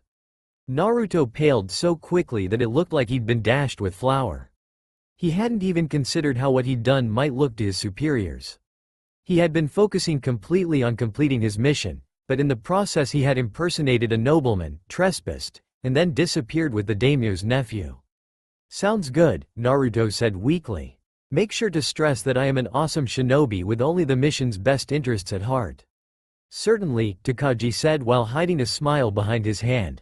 Abruptly Naruto stomped on the ground, catching the tail of a snake beneath his foot. The snake hissed and in a flash whipped around to bite his ankle, right below the hem of his pants. He grimaced as its fangs pierced his flesh, and then drove a kunai through its skull and pinned it to the ground. Damn, Naruto muttered. I'd forgotten that these things are more common at this end of Hidden Leaf Village. Not to mention that he spent most of his time at the training grounds, where animals were rare to non-existent. He wiped the kunai clean on his pants, letting the snake fall back into the grass. Takagi was spluttering, dumbstruck. That was a mamushi, he said. Yeah, well, it's a dead mamushi now. It bit you. Takagi sounded genuinely horrified. You must go to a doctor. They are the most poisonous snakes in Fire Country. Even if that were true, the poison was probably already cleansed from Naruto's system already. Don't worry, I'll be fine. I'm a fast healer. It's a shinobi thing, he added, glad that Takagi wouldn't know any better. Takagi looked down at Naruto's ankle dubiously. He shook his head. I truly cannot understand how confident you are, he said. Naruto shrugged uncomfortably. It's nothing, really, he insisted. Anyway, my mission is done so I should go. I will show you to the entrance, if it pleases you, Takagi said. It's no problem. I can just use the wall. Oh, right. An awkward silence fell between the two of them. They must have made an odd sight. Takagi dressed in a dark yukata and Naruto in an orange and black shinobi outfit, with a dead snake between them. Naruto sketched a quick bow in the noble's direction and made a beeline for the wall. This is chakra paper, Hitaki said. He held up a square of paper about half the size of an explosion tag. A second later a faint crunching sound came from it as it suddenly crinkled up. Paper that ruins itself? Naruto replied. How useful. It's chakra paper, Hitaki repeated. As you know, most jutsu are elemental in nature. The stronger affinity you have for a particular element, the more easily you can learn to use it, and to change your chakra's nature to it. You follow? No, I'm just watching your lips move for the hell of it. Hitaki ignored Naruto's sarcasm with an ease born from months of practice. Naruto sighed. It was getting more and more difficult to get a rise out of his teacher, which meant more boredom for him. Does this mean you're going to start teaching me more jutsu? Hitaki gave his closed-eye smile. Naturally. But as I said, first we have to find out what your affinity is. And that's where chakra paper comes in. This paper is made from a special type of tree that is fed with chakra as it grows. When you channel a bit of chakra into it, it will react depending on the latent nature of your chakra. If you are lightning-natured, it crumples. Wind-natured, it gets cut in half. Fire-natured, it burns. Water-natured, it gets wet. Earth-natured, it turns to dust. So it's still paper that ruins itself, Naruto pointed out. Then think of it as samurai paper that blindly sacrifices itself for the sake of your training, Hitaki retorted. Naruto snorted, amused. Hitaki took out a fresh piece of chakra paper and handed it to the boy. Naruto quickly snatched it up, curious about what his element would be. This was the sort of stuff that they barely even touched on in the academy. Not that the academy taught them much in the first place, in his opinion. He had learned more from Hitaki that autumn than he had in his years of schooling. Tossing such thoughts from his mind, Naruto eagerly channeled his chakra into the paper. Perhaps a bit too much, as the paper instantly split in his grip with enough force to jerk his hands apart. Naruto grinned widely. Wind it is. So, what jutsu are you gonna teach me? Don't get ahead of yourself, Hitaki said. Before you can start learning jutsu, you have to familiarize yourself with how to mold your chakra into wind-natured chakra. And to do that, we're going back to the basics. He held up a single leaf, smiling widely enough that Naruto could just see it through his mask. Oh, he was definitely a sadistic bastard. Naruto took the leaf and stared down at it spitefully. What am I supposed to do? Blow it around with wind? He held it up to mouth and blew, making it flutter away. Look, I'm a windmaster. Now what about the jutsu? Hitaki rolled his eyes. If that's you using chakra, then I think we need to up your suppressors again. Naruto tightly crossed his arms before him, keeping his wrists hidden, and glared at Hitaki. No? The Jonin said with another smile. Then let's continue. I want you to place the leaf in your hand and using only your chakra, split it into 2 equal halves. Won't this be fun? Oh yeah? No problem. Naruto growled. I'll have this done in a matter of minutes. Hitaki chuckled in a condescending, I know something you don't sort of way. Oh, I highly doubt that, he said. It takes some shinobi years to master how to alter the nature of their chakra. This exercise is something that I want you to work on in between the rest of your training, when you have some extra time. For now, you have another mission. Race you there. He used Shunshin to vanish, and was probably already at the Hokage Tower. Naruto picked up another leaf and tucked it away in one of his pockets. He wanted to finish the exercise soon, so he would do so, and it was as simple as that. People like his academy instructors had quickly learned that when Naruto wanted to finish something, he did so. They'd bet that he couldn't memorize the entire textbook chapter on the first Shinobi War in an afternoon, and then he came out and blew their minds. That week he made their wallets cry and ate like a daimyo. He also never told them he cheated, but if they, Shinobi, couldn't figure it out, then Naruto sure as hell wasn't going to say a word. Chunin teachers always made the best targets anyway. They were strong enough to be confident about their skills but just weak enough that their arrogance blinded them to simple, obvious solutions.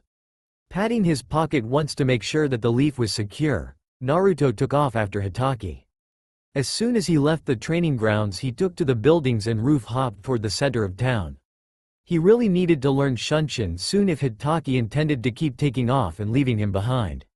Naruto, though he would get used to it after months of working with the man, but it was still annoying as hell, especially since he had at least one mission a day now. Most of the missions were simple ones, like cleaning up garbage or chasing down some cat, that he could do alone, but every now and then he was paired up with a team of other genin. D-ranked missions were also pitifully boring. It was almost a waste of time that Naruto could be using to train, except that he got paid, which made them worth it. Today, however, turned out to be one of those days that he was foisted off onto the closest unsuspecting team. A familiar, very loud, very green team. My eternal rival. Maida Guy boomed with his arms spread wide and his mouth forming a blinding grin. It is an honor that we have a chance to work together again. In the blink of an eye Hitaki was gone, leaving Naruto alone with the green beast. It would seem he has many hip things to do today. But I am glad he took the time to drop you off, Naruto-kun. Maida said, not looking the slightest bit put off at Hitaki's abrupt escape. He was probably used to it. Yeah, me too, Naruto muttered. He made a mental note to put some frogs in the bed of his dear teacher when he had the chance. 3 genin followed Maida into the mission center at a more sedate pace.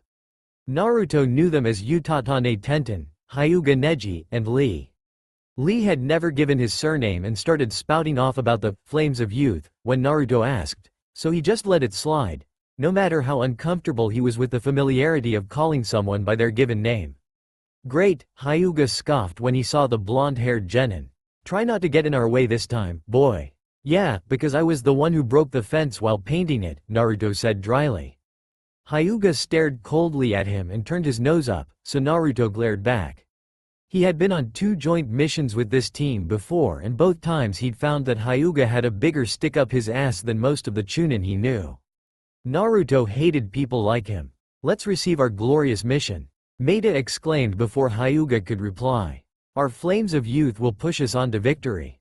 The glorious mission turned out to be an investigation. Chickens? Naruto repeated incredulously. We're looking into the death of some chickens? The Chunin behind the desk gave him a dull look. They keep turning up dead even after a fence was put up and the client wants to know what the cause is. He claims it's a ghoul, so we need you to find out what's actually going on, he said, bored with the entire procedure. A chicken-eating ghoul? That had to be the worst explanation Naruto had ever heard. He bit back a yawn as the Chunin finished his explanation and gave them directions to the client's house. Naruto followed casually behind the rest of his temporary team as they headed out, secure in the knowledge that this was probably going to be one of the more boring missions he'd been on recently. 10:30 a.m., December 13, 311 Te. Hidden Leaf Village, Southern Quarter. Utatane took the lead and rapped smartly on the door. For a moment there was no response, then they heard someone shuffling around inside. A moment later the door opened and a middle-aged man with dark bags underneath his eyes poked his head out. His gaze flickered over the genin's outfits and he sagged like a puppet whose strings had been cut. Trembling noticeably, he gripped the doorframe and Naruto thought it was probably the only thing holding him up. Frankly, he looked like shit. Thank God, the man muttered. I thought you weren't coming. Utatane looked concerned. With a furrowed brow she asked, Sir, are you alright? The man shook his head, but didn't seem to have heard her question. I can't sleep, or work, or think. His voice dipped down low, growing hoarse as he shivered. It started a few weeks ago when my chickens started disappearing. I thought it was just some foxes or dogs getting into the pea pen at first, so I had a new one installed, but it kept happening anyway. I found the gate unlatched a few times, like a person had gone in, so I stayed up one night waiting to catch the thief. I saw. He shuddered violently this time and slipped down the doorframe. Lee stepped forward quickly and grabbed the man before he could fall. Half holding him up, Lee helped the man to sit down on the steps, then ran inside and returned a minute later with a glass of water. The man smiled gratefully as he took a sip. Naruto never would have said it aloud, but he found himself marginally impressed by Lee's manners. He had taken Lee for more of a punch it until it submits type of person, like him. What did you see? Hyuga demanded bluntly. Naruto repressed a snort. There was another surprise. He thought nobles like the Hyuga were supposed to be the ones with good manners. Hyuga Neji was more like a pit bull with a burr in his foot. Naruto wondered if Hyuga had always been this sullen, or if he had been dropped on his head as a child. When he could speak again the man continued, I saw a dark shape. It was a great bee beast, the size of a bear, but long and lean. I've never seen anything like it before. It reached up and undid the latch on the G-gate with some sort of unholy magic. Another shudder ran through him. It was some kind of malicious spirit or demon. It didn't even make a sound in the grass and left no tracks on the ground. God, he sounded like an old radio Naruto had once tried to salvage that had had its gears sticking out its back. He hadn't been able to fix the radio and eventually tossed it, and now felt like he was about 2 seconds from doing the same with this man. Naruto turned away and rolled his eyes. Utatane caught his gaze and gave him a look. She shushed the man and placed a comforting hand on his shoulder. "We'll go take a look around the area," she assured him. "Did you see anything else?" He hesitated. "I found the bodies of a few chickens down near the lake. They were mostly eaten and had been there for a while, sunken in the water and covered by branches. No animal would know to hide them like that," he insisted vehemently, half rising from the steps. "It's not natural." Utatane firmly pushed him back down and he sat with an explosive sigh. "We will take a look," she repeated. "Stay here, we'll be back in a bit." She straightened, jumped off the steps, and then began walking around the side of the house with long, quick strides. Lee followed her immediately, so with his own silent sigh Naruto did as well. It seemed to Naruto that this mission was going to be more trouble than it was worth. The client clearly had a one-way ticket to Hidden Leaf Village's mental asylum. And even if there really was a ghoul, why was he so afraid of it? It had only eaten his chickens, never attacked him or caused damage. All signs pointed to the cause of his fears being harmless as a declawed kitten with an appetite for chicken wings, hopefully the spicy kind, which were Naruto's favorite. Their client was jumping at shadows like the superstitious old man he was. At the back of the farmhouse was a large wooden chicken coop that was almost half the size of Naruto's apartment. A 5-foot-tall wire fence surrounded the yard around the coop, and no chickens were in sight. Utatane flicked the latch on the gate. Naruto paused at the sight of it, suddenly less sure of himself. "It requires opposable thumbs to open," Utatane announced as she pressed up on the bottom of the latch, showing how it worked.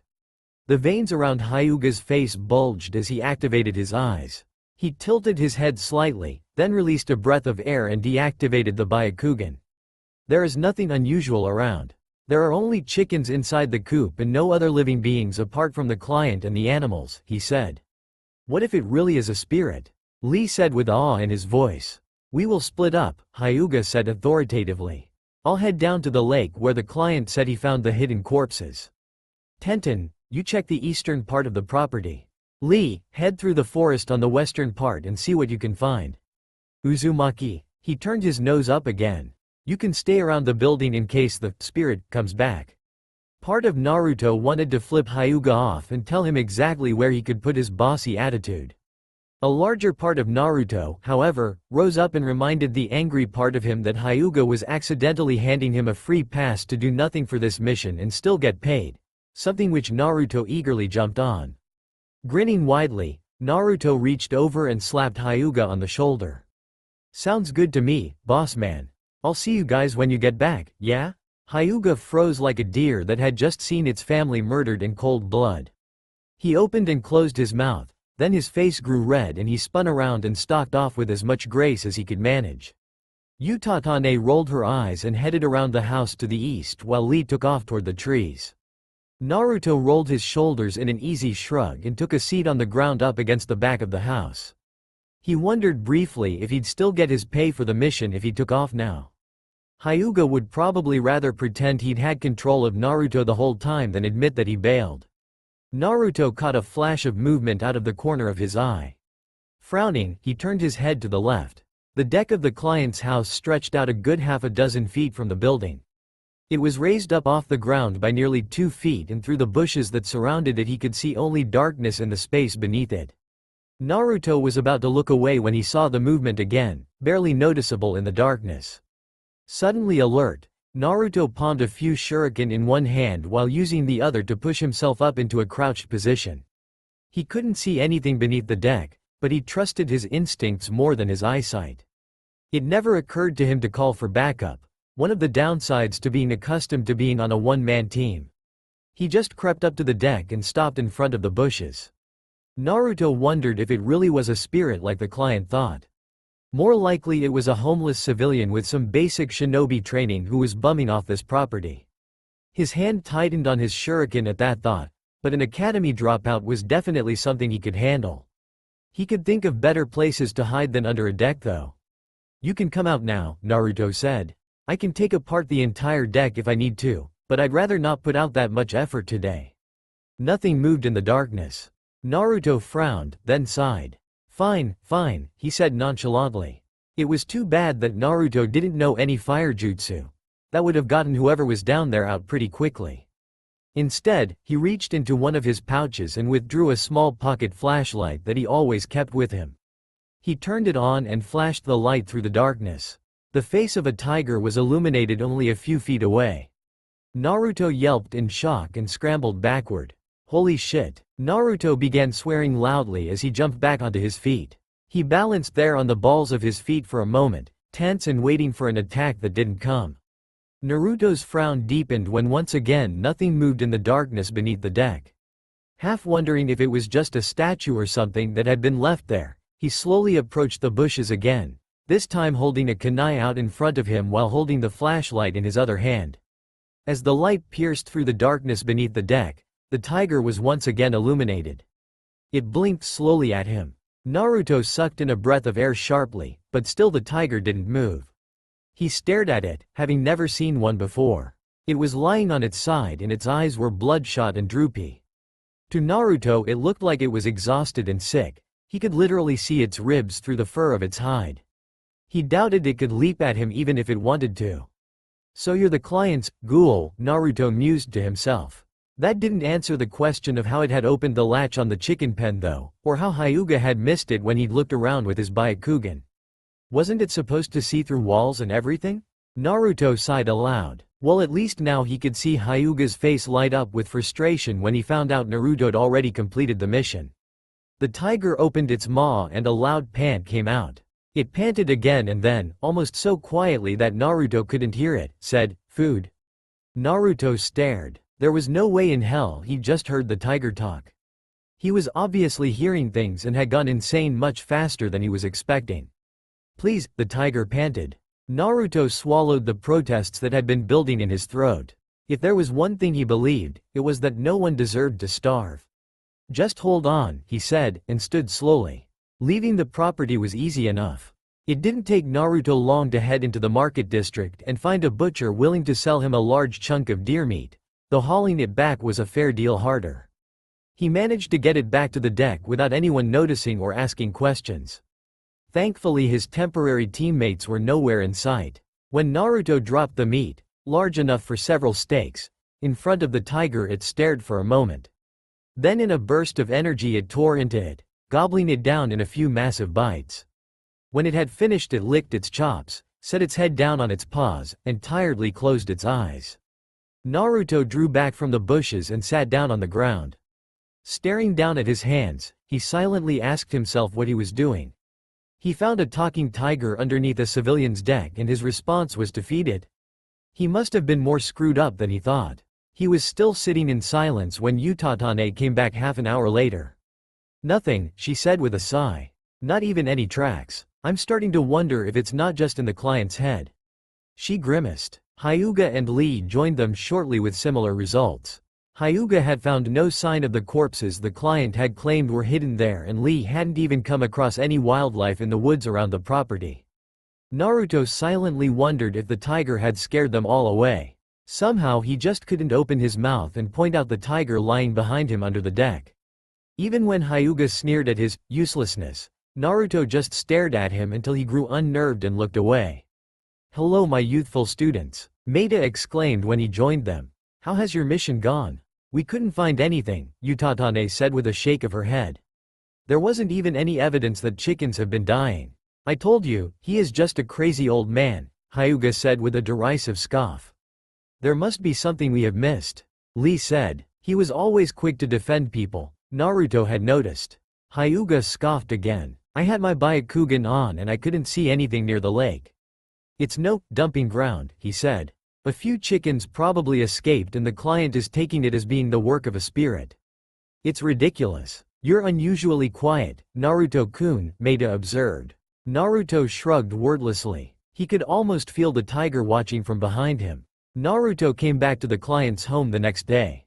Their mission had been categorized as incomplete, rather than failed, pending a psych evaluation for the client, but he couldn't keep his mind off it. The tiger was under the deck right where he had last seen it. It watched Naruto from beneath lidded eyes as he crouched down in front of the opening beneath the deck, but didn't move. Naruto dropped another hunk of meat in front of it, barely holding back a wince at the sound of his hard-earned money being thrown away. Again the tiger devoured it in seconds, but it didn't look any healthier than the day before. If anything, it looked sicker. "You're a summoned beast, aren't you?" Naruto said after a moment. "That's the only way you could talk, if you were a summon." There was a rumbling in the back of its throat, but it didn't otherwise reply, so he continued, "I thought summons were supposed to go back to wherever they came from when they're done though. Or can't you leave?" Silence was the only response he got. The tiger shut its eyes completely and seemed to drift off into sleep. Gritting his teeth, Naruto quickly left. 1 p.m., February 3, 3:12 TE. Hidden Cloud Village. Ni Yugito had never liked blood. It was an odd quirk for a kunoichi, but they had once said that all suitably powerful shinobi had at least one weird quirk. It was a mental defense against the stress that came with their job. The face of the shinobi before her was slackened in death. His skin looked gray and waxy, more like a carving than a person. The carpet underneath him had been stained burgundy from the pool of blood surrounding the body. The dark shade told her that it had mostly dried, putting the time of death at an hour ago or more. No signs struggle, Omoi mused thoughtfully. And he still had all his kunai on him. Yugito tapped her fingers in a rhythmic pattern on her thigh. There was only a single wound on the body, straight through his chest. No other scratches or bruises. As Omoi had said, no signs of a struggle. The rest of her team, Omoi, Yatsuki, and Karui, rifled through the rest of the apartment while she stared down at the corpse. "When will the medic nin arrive?" Yugito questioned. They would need to test for poisons and toxins, though she doubted that the assassin would have used anything that would remain in his system for too long. She had only known the victim, a jonin named Jay, in passing, but she did not believe that he would have made an easy target. The assassin had to have been quite skilled to dispatch him without a fight. They should be on their way. Mabui-san said that she'd send someone from the hospital, Omoi said.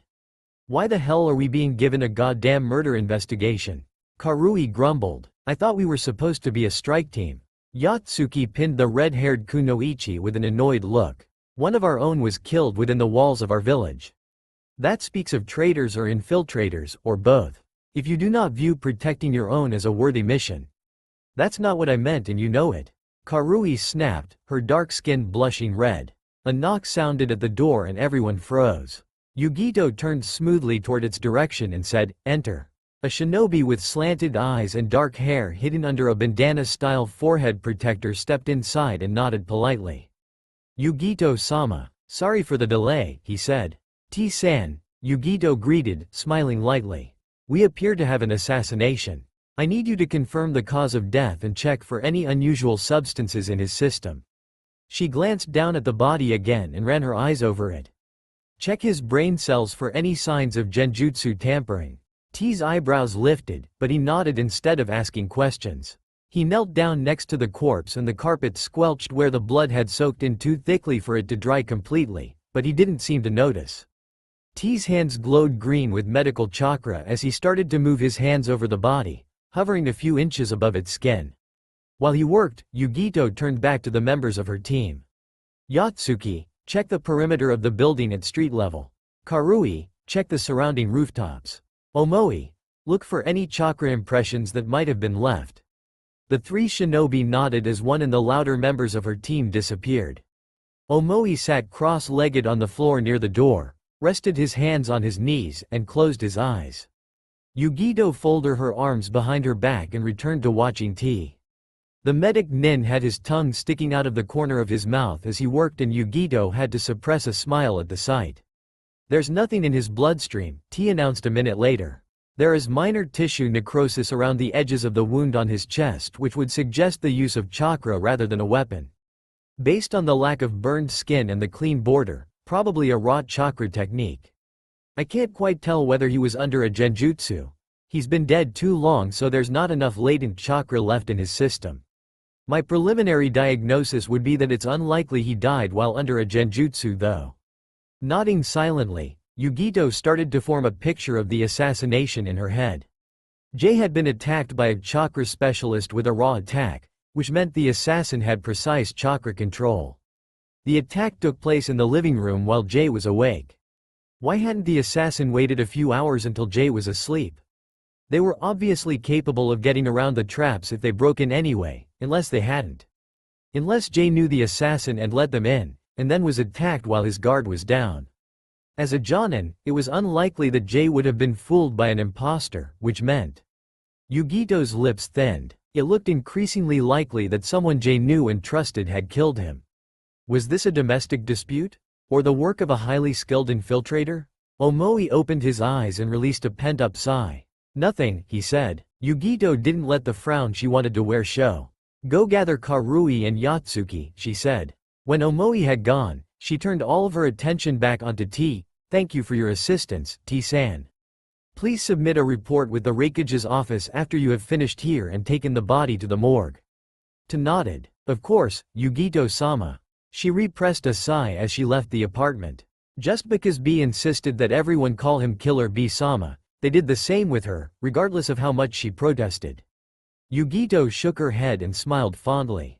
It wasn't the only example of B's odd quirks, just the most far-reaching.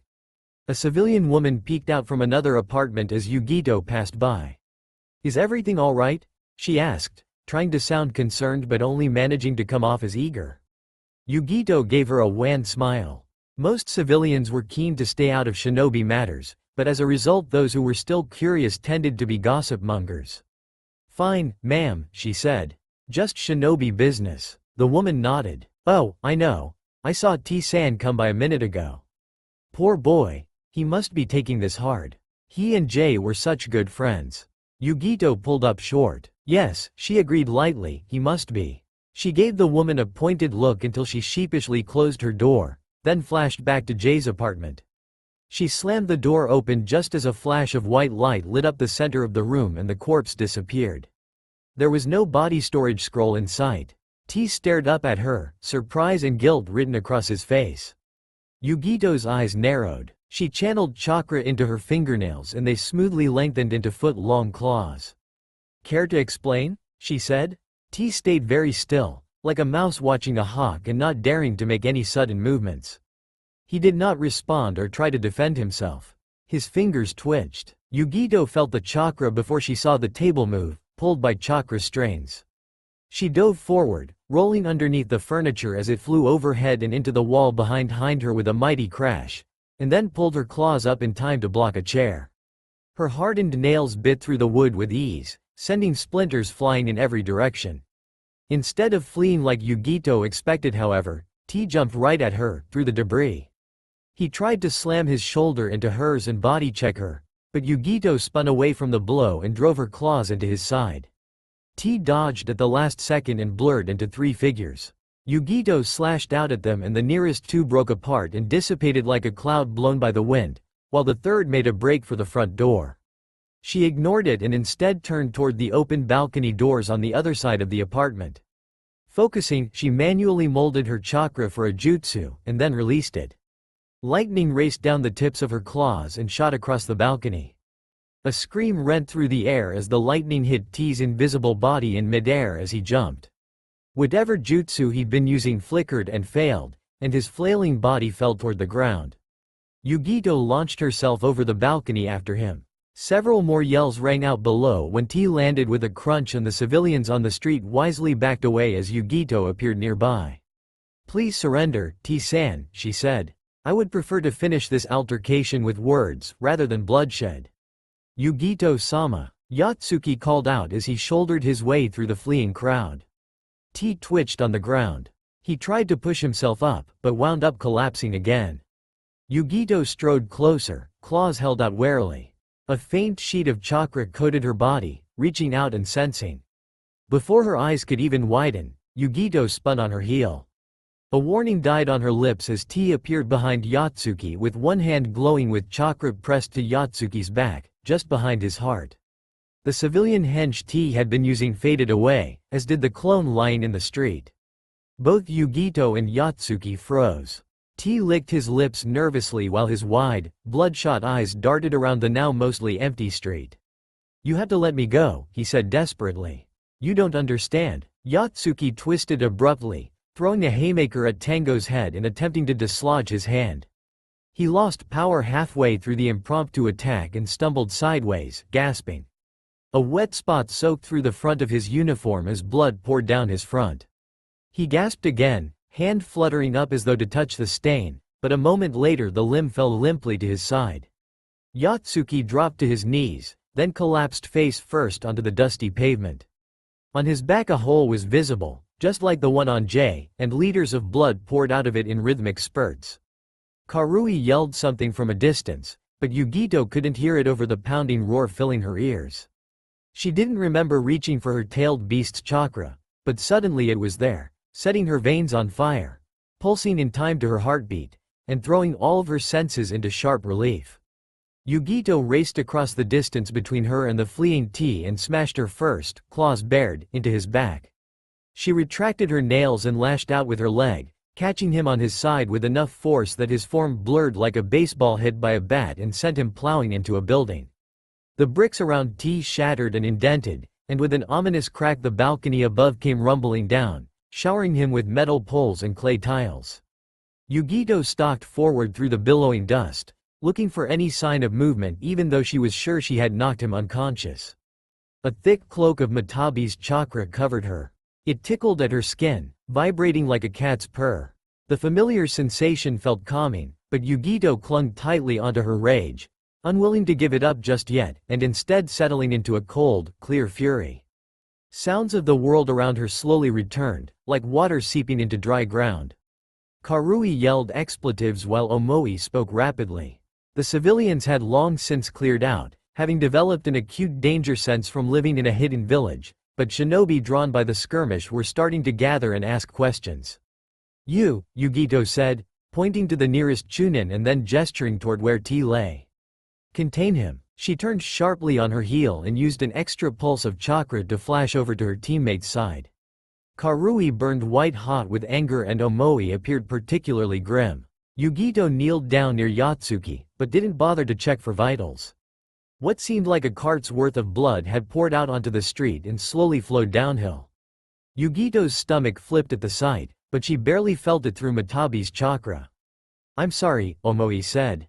For what? Yugito asked, voice flat and distant. Omoi just shook his head. There was a loud thump as Killer B landed in the middle of the street. He looked around briefly, eyebrows alternatively raising and lowering as he took in the scene. Yugito-chan, I thought drama was supposed to be kept out of the village. This place looks like it could be used for horror movie footage, he said with a laugh. Yugito-sama? Another voice said tentatively. The kunoichi glanced over her shoulder and watched the approach of the Chunin she had handed tea over to. The trader's body had been moved out into the street and several other shinobi stood around him. Why is he not bound? Yugito questioned. He's dead, ma'am. The muscles in Yugito's jaw clenched as she frowned fiercely past the Chunin. She felt Matabi's chakra fade away, but paid it no mind. What killed him? She asked. You cut an artery, ma'am. He bled out, the Chunin said. Yugito's eyes narrowed. She was sure she hadn't hit anything major. She had specifically aimed for non-vital spots to make sure he could be brought in alive for questioning. Dare I ask what happened? B rumbled. Your anger looks heightened. Yugito looked at the Chunin and he backed away, returning to T's body. Once she was sure he had moved out of earshot for any classified information, she said, Special John and T killed John and J, then tried to cover it up. When I confronted him, he attacked. He attempted to use Yatsuki as a hostage and killed him when he resisted. Yugito looked back at T's corpse and frowned again. He died, apparently, though I am sure I did not use lethal force. B shrugged. You were pissed off over the death of Comrade, and using the Nibi's chakra meant his fate was ironclad, he said. It's not surprising that you used more force than you meant to, yeah. We cannot question him now, Yugito said. The past is the past, B said. Ignoring the annoyed look on Yugito's face, he clapped a large hand on her shoulder and pulled her into his side. Let's just report to A before you get downcast. Yugito automatically relaxed against B, then caught herself and stiffened. She carefully extricated herself from his embrace. Thank you, she said. She quietly pulled Omoi and Karui away from their teammate's body, gave them busy work to do to keep their minds occupied, and prepared to leave herself. While she readied the lightning step technique, She glanced back at T's body one last time, only to find that it had already been moved, leaving only bloodstains behind. Yugito's stomach flipped again as her chakra pulled her away from the scene. She really didn't like blood. 8 a.m., February 6, 3:12 TE. Hidden Leaf Village's northern gate. Naruto's first mission out of the village came in the beginning of spring, just before the cherry blossoms started to bloom. Hitaki told nothing of the mission beforehand, only to meet him near the northern gate and pack for a week's worth of travel. Naruto had never been outside the village walls before, so to say that he was excited would be an understatement. Visions of towering cities, expanses of desert, ice caps, and jungles were flickering through his mind. He'd snuck into the movie theater a couple of times before and seen such places on the big screen, but with all his training these days he barely had enough time and energy to drag himself to the ramen stand, let alone do something fun. And of course, an actual vacation was completely out of the question. Naruto arrived at the gates early in the morning with a pack strapped to his back. His pockets were filled to the brim with weapons and he had enough food to make a chef jealous. He had made sure to completely seal his apartment before he left too. If anyone tried to break in they would be found dead the next day, and with Naruto far enough away to escape any blame. There was no one else at the gate other than the two Chunin stationed there. And thankfully Naruto recognized neither as one of his prank victims. So he took a seat on an empty stool next to them and dropped his pack onto the ground. One of the Chunin, a young man who was wearing his forehead protector like a bandana and had his hair flattened over his right eye, spared Naruto a glance. "Mission out of the village?" he asked. Naruto shrugged and leaned back against the wall. "Yeah, I'm just waiting for my sensei," he said. He glanced at the clock and saw that it was already after 7, the designated meeting time. He'll probably be late. The Chunin nodded and went back to whatever he'd been doing, which happened to be balancing a kunai by its point on his finger. Naruto frowned at the sight, thinking that the weight of the kunai should prevent that from working, at least not without cutting him. He must have seen Naruto's look, because he flashed the boy a grin and then tossed him the kunai. "It's a chakra exercise," the Chunin explained. "Have you learned tree walking yet?" "Yeah, this is kind of like that, except you're just channeling chakra into a small point on your finger. You don't want to make the kunai stick, because it would probably cut you. Instead, you want just enough to push the metal away from your skin while still pulling down enough that it stays in place." That sounded a lot like a controlled version of water walking to Naruto. He nearly jerked his hand away when the Chunin grabbed his wrist, but months of fighting with Hitaki in close quarters had made Naruto a lot less jumpy around other people. So instead of ripping his arm away, he just stilled while the man took the kunai by its ring and held it above his hand. Naruto pointed his index finger up just like the Chunin had, so that it was right below the tip of the metal. "Channel your chakra so that it makes a thin thread only from the point of your finger. Use as small of an amount as you can," the Chunin instructed. Naruto narrowed his eyes at the kunai and did as the Chunin said. It occurred to him that the man never actually asked if he wanted to learn, but his desire to improve at pretty much anything far outweighed feeling miffed at someone telling him what to do. Naruto channeled chakra as he'd been told, using the smallest amount that he could, which for him was still a fair amount, but certainly buckets less than it had been a few months ago. The kunai bobbed upward as his chakra pushed against it. The Chunin slowly released the kunai. It shook for a moment, then promptly fell over and clattered to the ground. Naruto grimaced, but the Chunin just grinned and handed him the kunai again. He spent the next half-hour attempting, and failing miserably, to balance the kunai using his chakra. The two Chunin watched him with half an eye, clearly amused by his utter lack of control over his chakra. By the time Hitaki got there, Naruto was scowling and more than ready to stab something or someone with the kunai. But Hitaki wasn't alone. He was dumbfounded to watch him walk up to the gate leading a caravan consisting of 2 large wagons, a couple noblemen on horseback, and an entire contingency of samurai guards. While he gaped at the sight, Hitaki cheerfully walked up to the booth and handed over a stack of paperwork and IDs. "The hell?" Naruto hissed at his sensei. "Protection mission," Hitaki replied. "What, are the samurai just actors dressed up for show?"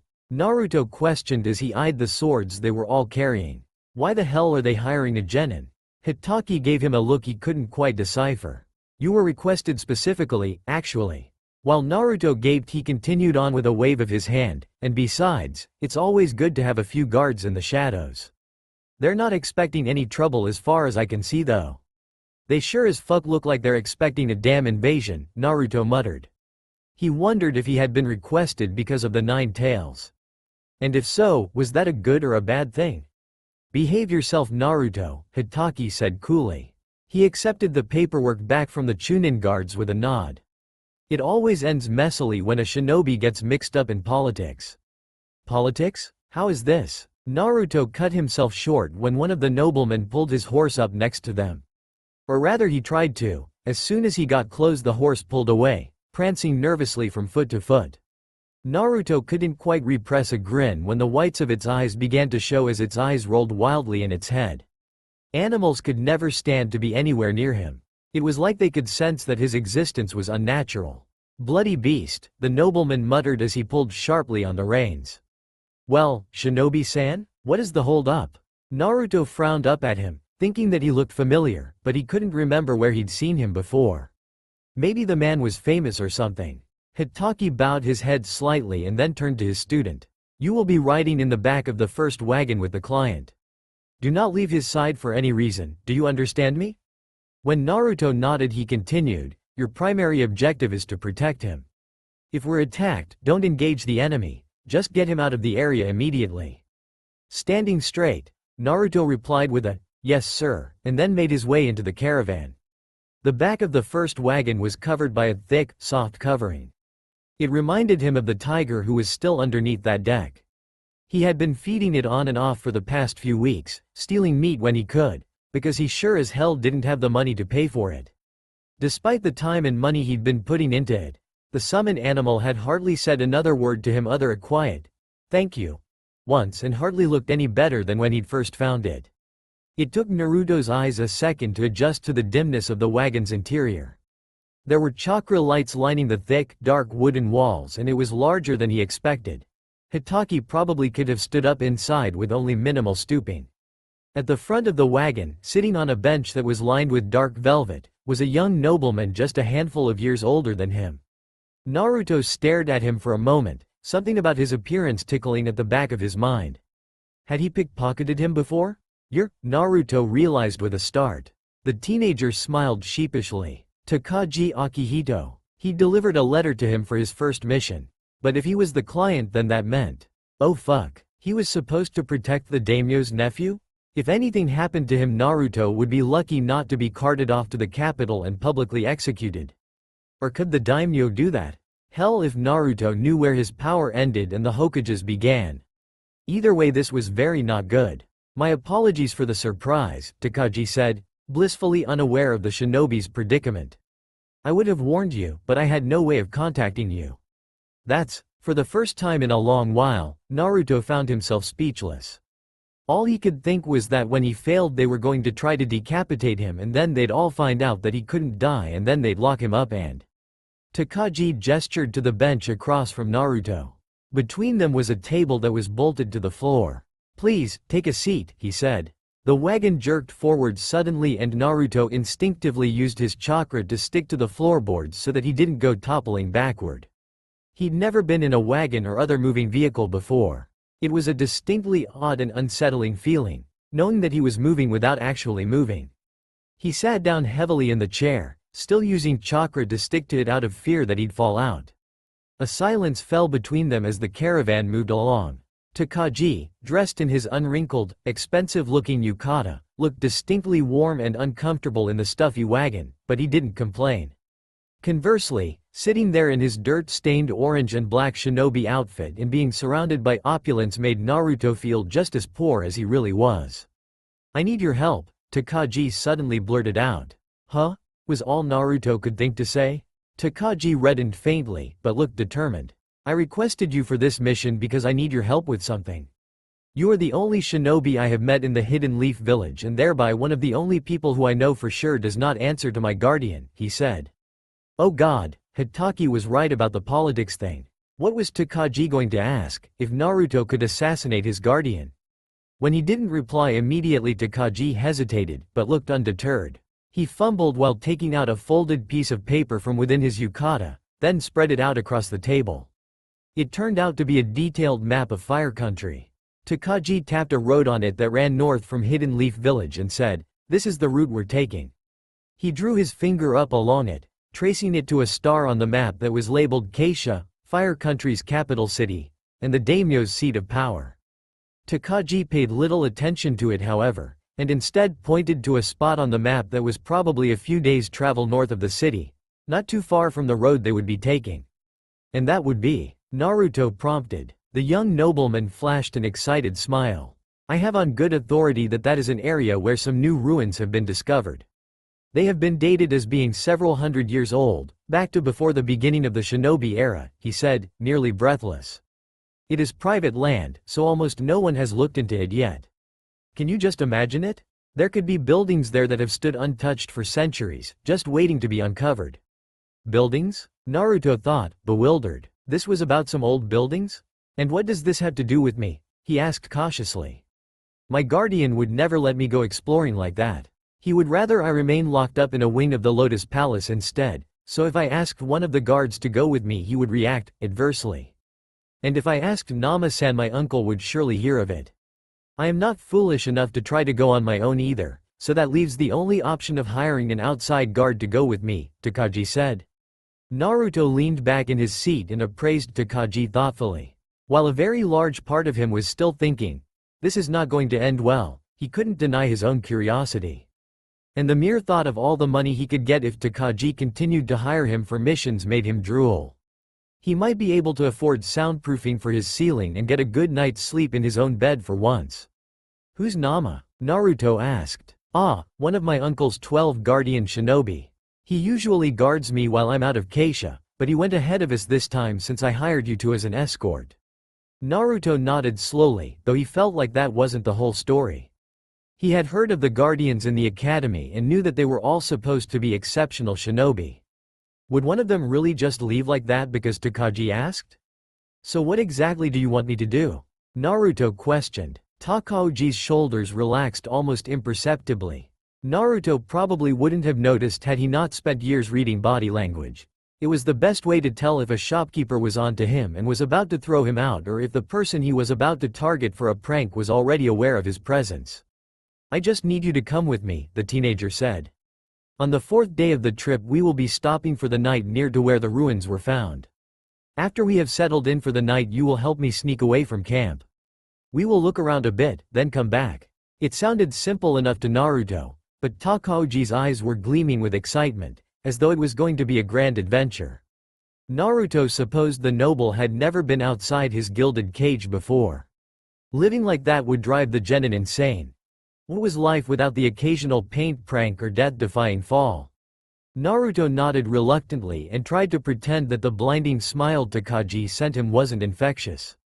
Takagi started chatting on about older civilizations, history, buildings and other things that Naruto didn't have the first clue about.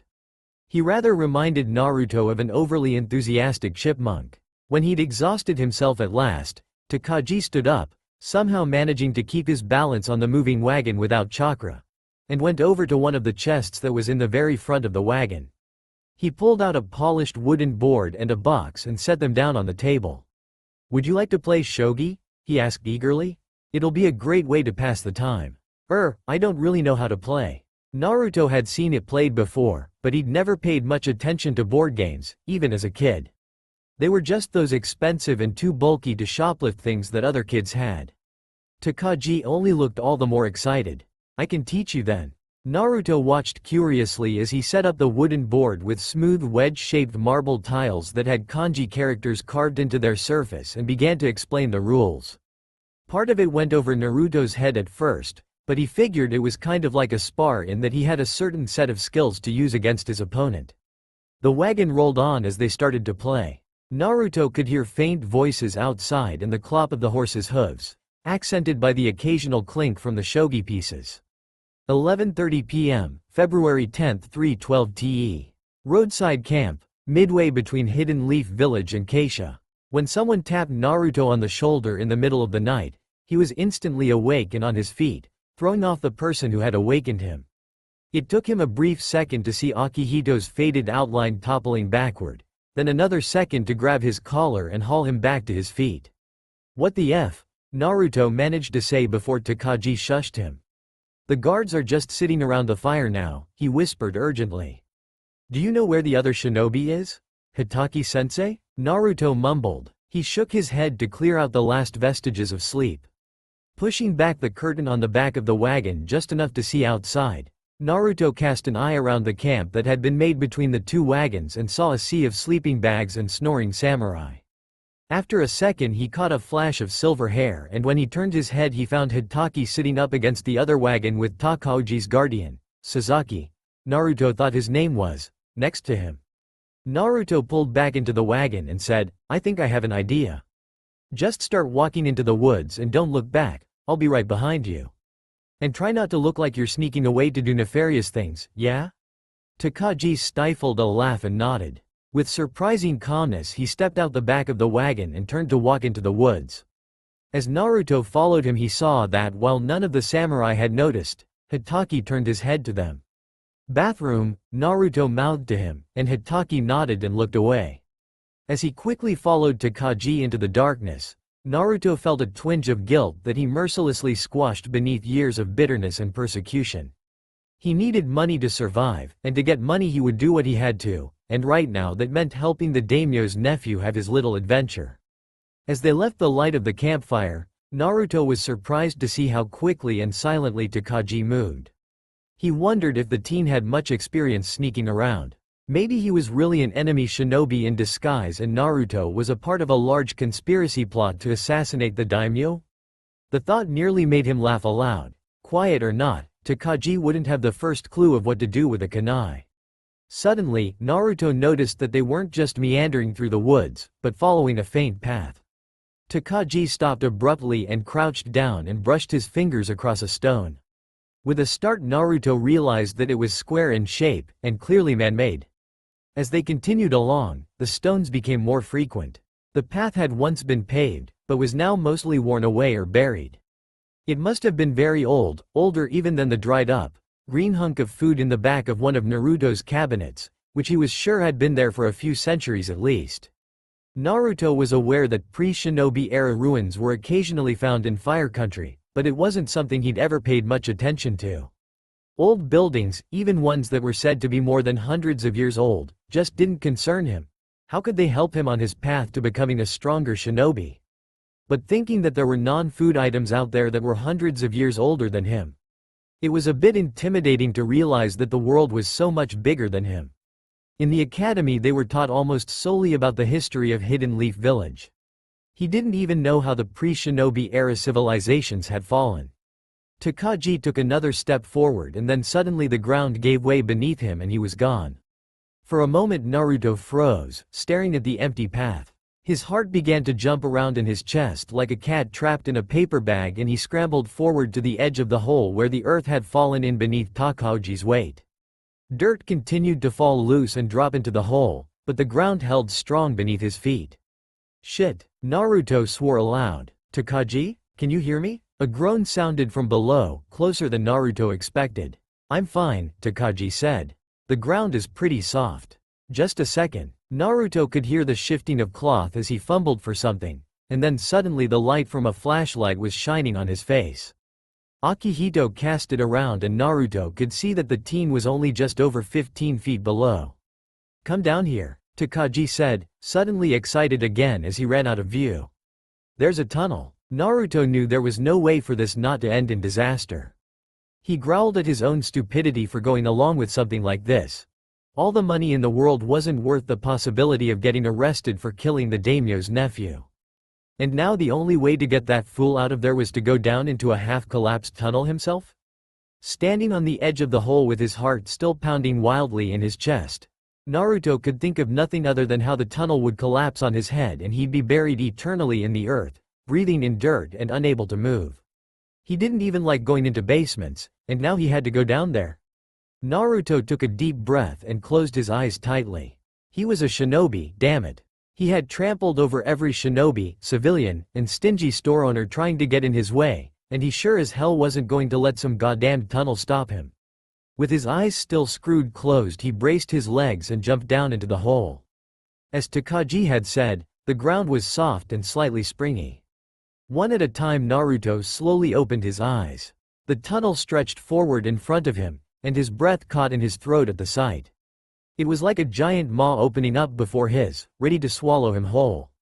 Naruto tried to focus solely on the light of Takagi's flashlight further in the distance and quickly made his way toward him. He placed a hand on the noble's shoulder, more than ready to drag both of them out of there as fast as possible. Before Naruto could say a word, however, Takagi pointed toward the wall of the tunnel and said, "There's something metal in it." Naruto frowned, but did see the piece of silver metal that was shimmering through the dirt. With a sigh, he brushed away the dirt around it, hoping that whatever it was would satisfy Akihito's inquisitiveness. More dirt fell away, but it only revealed more metal, flat beneath his hand. Naruto's frown deepened and he took out a kunai, using it to scrape away more dirt and reveal more metal. "It's a wall," Takagi said suddenly. "Look." He flashed the light across the circumference of the tunnel and Naruto realized with a start that it was unnaturally square. Even the ceiling looked flat, despite the dirt hanging from it. "You think it's made of metal?" Naruto asked as he crossed over to the other wall. He scrapped at it as well, and found metal beneath the dirt again. He tried the same with the ground, but found only dirt even when he shoved his kunai in up to the hilt.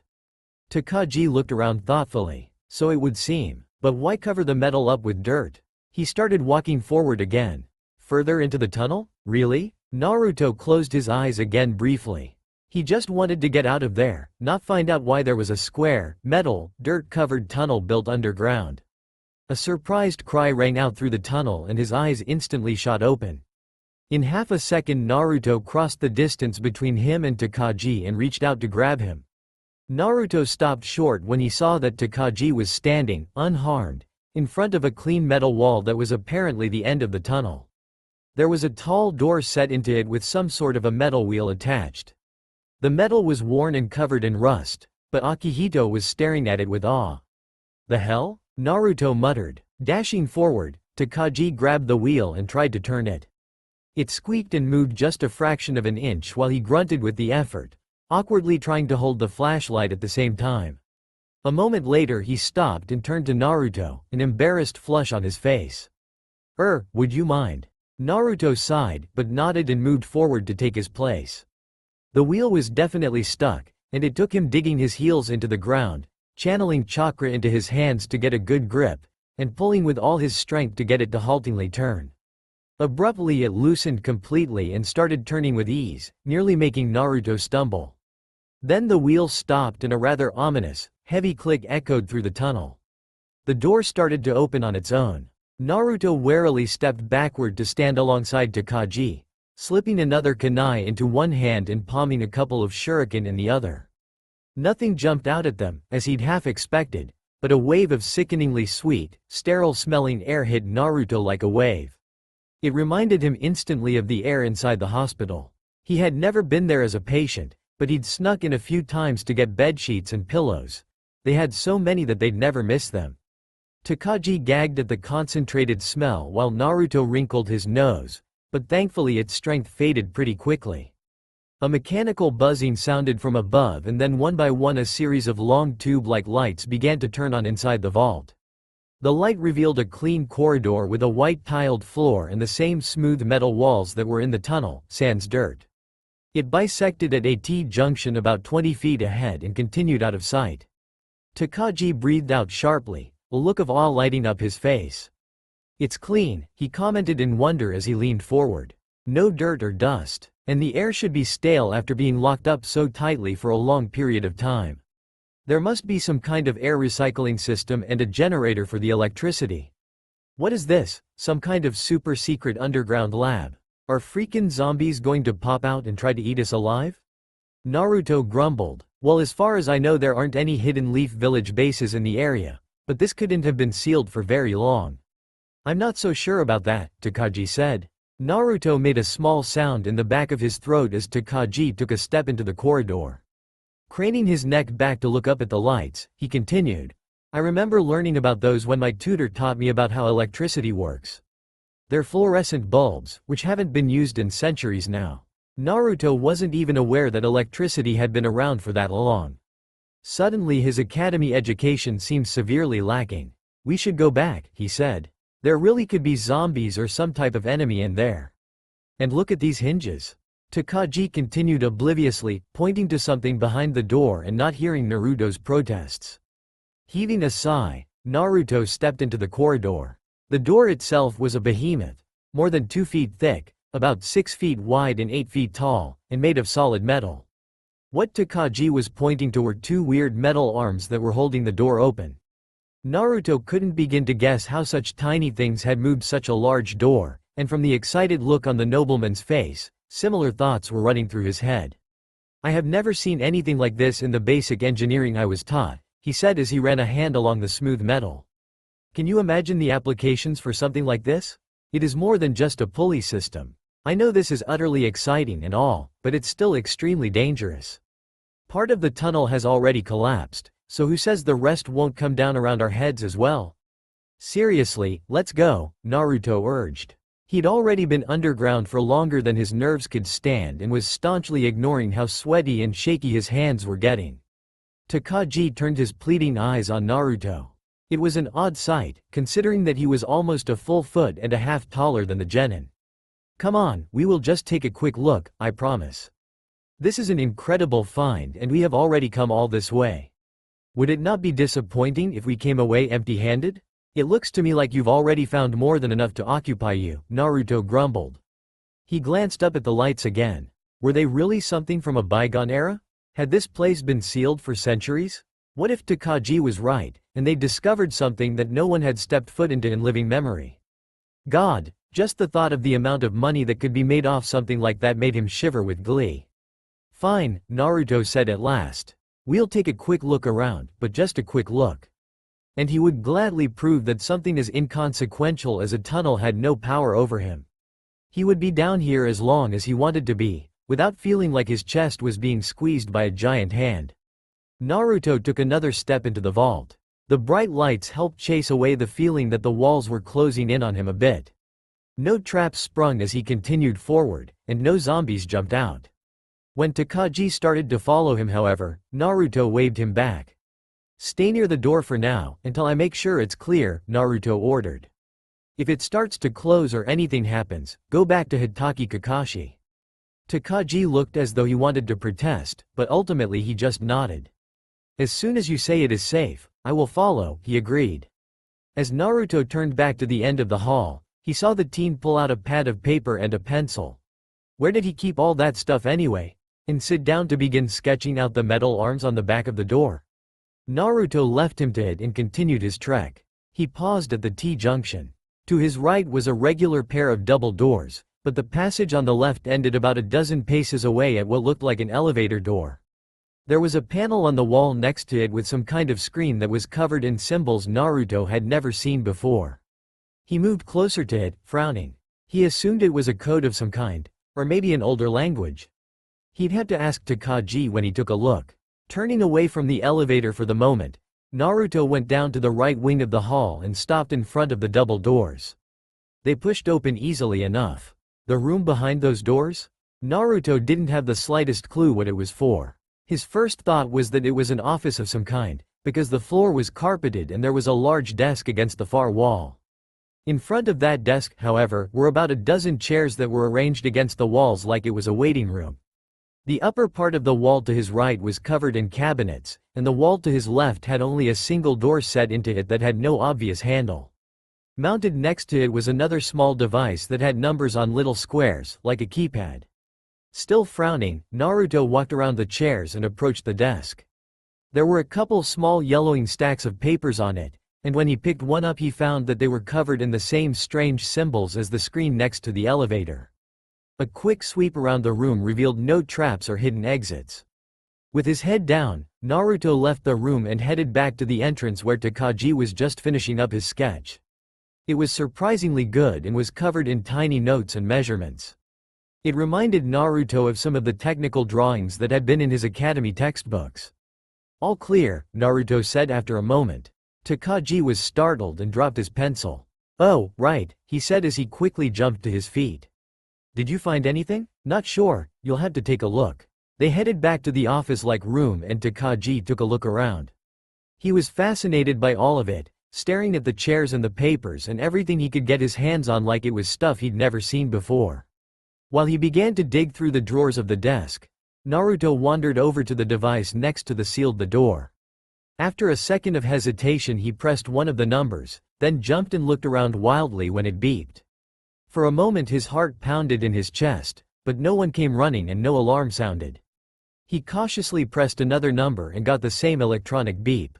"It looks like some kind of electronic lock," Takagi said as he came up behind the younger boy. "With numbers?" Naruto replied, bewildered. Takagi leaned closer and squinted at it. "It could be some kind of combination lock. It is rather ingenious, really, if it works. Most physical locks can be broken with the right amount of brute force. But this? We do not even have the first clue about how it works." As he looked it over, Naruto noticed that Takagi was holding something. "What's that?" he asked, pointing it out. Takagi grinned and held it up. It was thin and black, made of either metal or plastic, Naruto couldn't tell. "I found it in one of the drawers." "What the hell is that?" Naruto questioned, squinting at it. "I do not know." Takagi flipped it around, looking at it from every angle. It was about the size of his hand and less than half an inch thick. One side of it was completely smooth like hard plastic while the other was made of a different, slightly rougher material. Takagi turned it around again, then suddenly yelped in surprise and dropped it when the smooth side lit up. "Shit!" Naruto reached for his weapon pouch, but just as quickly as he dropped it, Takagi snatched the thing up again, his face glowing with excitement. "It is a screen," he said. "Look." Naruto cautiously edged forward. "It's tiny. How could that be a screen? And for what?" But he could see what Takagi meant. There were things visible on it now. Shapes and colors and more of that odd writing, but still nothing that Naruto could make heads or tails of. He was starting to get really annoyed with being confused all the time. Takagi pressed the screen again, and the images on it shifted and changed. He continued pressing things, his excitement growing with each passing second. "What does it do?" Naruto asked dubiously. "I have no idea," Takagi replied cheerfully. "But it is incredible. Have you ever seen anything like this before?" "I can't say I have," Naruto said dryly. "But I still say we need to go. We have to get back before anyone notices you're missing, you know." Takagi wilted under his words like a kid who'd just had their toy taken away, and indeed, he held the weird screen thingy tighter as though he feared that Naruto would take it away. "Fine," Takagi said after a second. "But let me finish looking around this desk first. And we have to come back here when we have a chance." "Yeah," Naruto agreed as he took another look around the room. His gaze momentarily drifted toward the elevator at the other end of the hall, wondering where it led. Just how deep did these tunnels go? After a little more urging, or rather grabbing the back of Takahaji's collar and dragging him away from the room, they finally left the sterile corridors. Naruto paused for a moment at the massive door that led to the dirt-covered tunnels. The hairs on his arms stood on end as he ran a finger down the side of the doorway, noting the small, dark rings that went down it. They were about 1.5 inches across, with a foot of vertical space between each one. "Uzumaki-san?" Takagi questioned, glancing back at him. "I can feel chakra coming from these things," Naruto said, surprise coloring his voice. "I think the door is locked with chakra. But something like that would need a constant chakra source." He glanced back into the corridor as he spoke and felt a shiver run down his spine that had absolutely nothing to do with his reaction to enclosed spaces. 3 p.m., February 11, 3:12 TE. Hidden Cloud Village. "If you stare any harder at that glass, it's likely to shatter," Karui said with a smirk. Yugito jerked her head up as her concentration broke. "Ah," she shook her head. "Are you alright, Yugito-sama?" Omoi asked. "Yes," Yugito said. She glanced around her at team. The three of them were seated in a small restaurant, sharing a meal as was their post-mission tradition. None of them looked at open seat where Yatsuki would have sat. "I was just thinking. I feel as though I missed something." "Missed something?" Karui questioned with a frown. Her eyes slid to Yatsuki's seat for a second, then darted away. Yugito's eyes narrowed and her gaze bored into the table again. It all fell into place too easily. Karui and Omoi shared a look. "Yugito-sama." Yugito stood abruptly. Her subordinates shared one more glance before they scrambled out of their seats. The bill, Omoi said. Just pay it. Karui snapped, waving a hand at him without looking back. Omoi huffed, but quickly pulled out his wallet while the rest of his team stepped out of the restaurant. He caught up with them a minute later, just as Yugito turned a corner and leapt up onto the nearest roof. Her team stayed quiet as they ran through Hidden Cloud Village. Yugito barely noticed, almost all of her attention focused inward as her mind raced, bringing up and discarding theory after theory.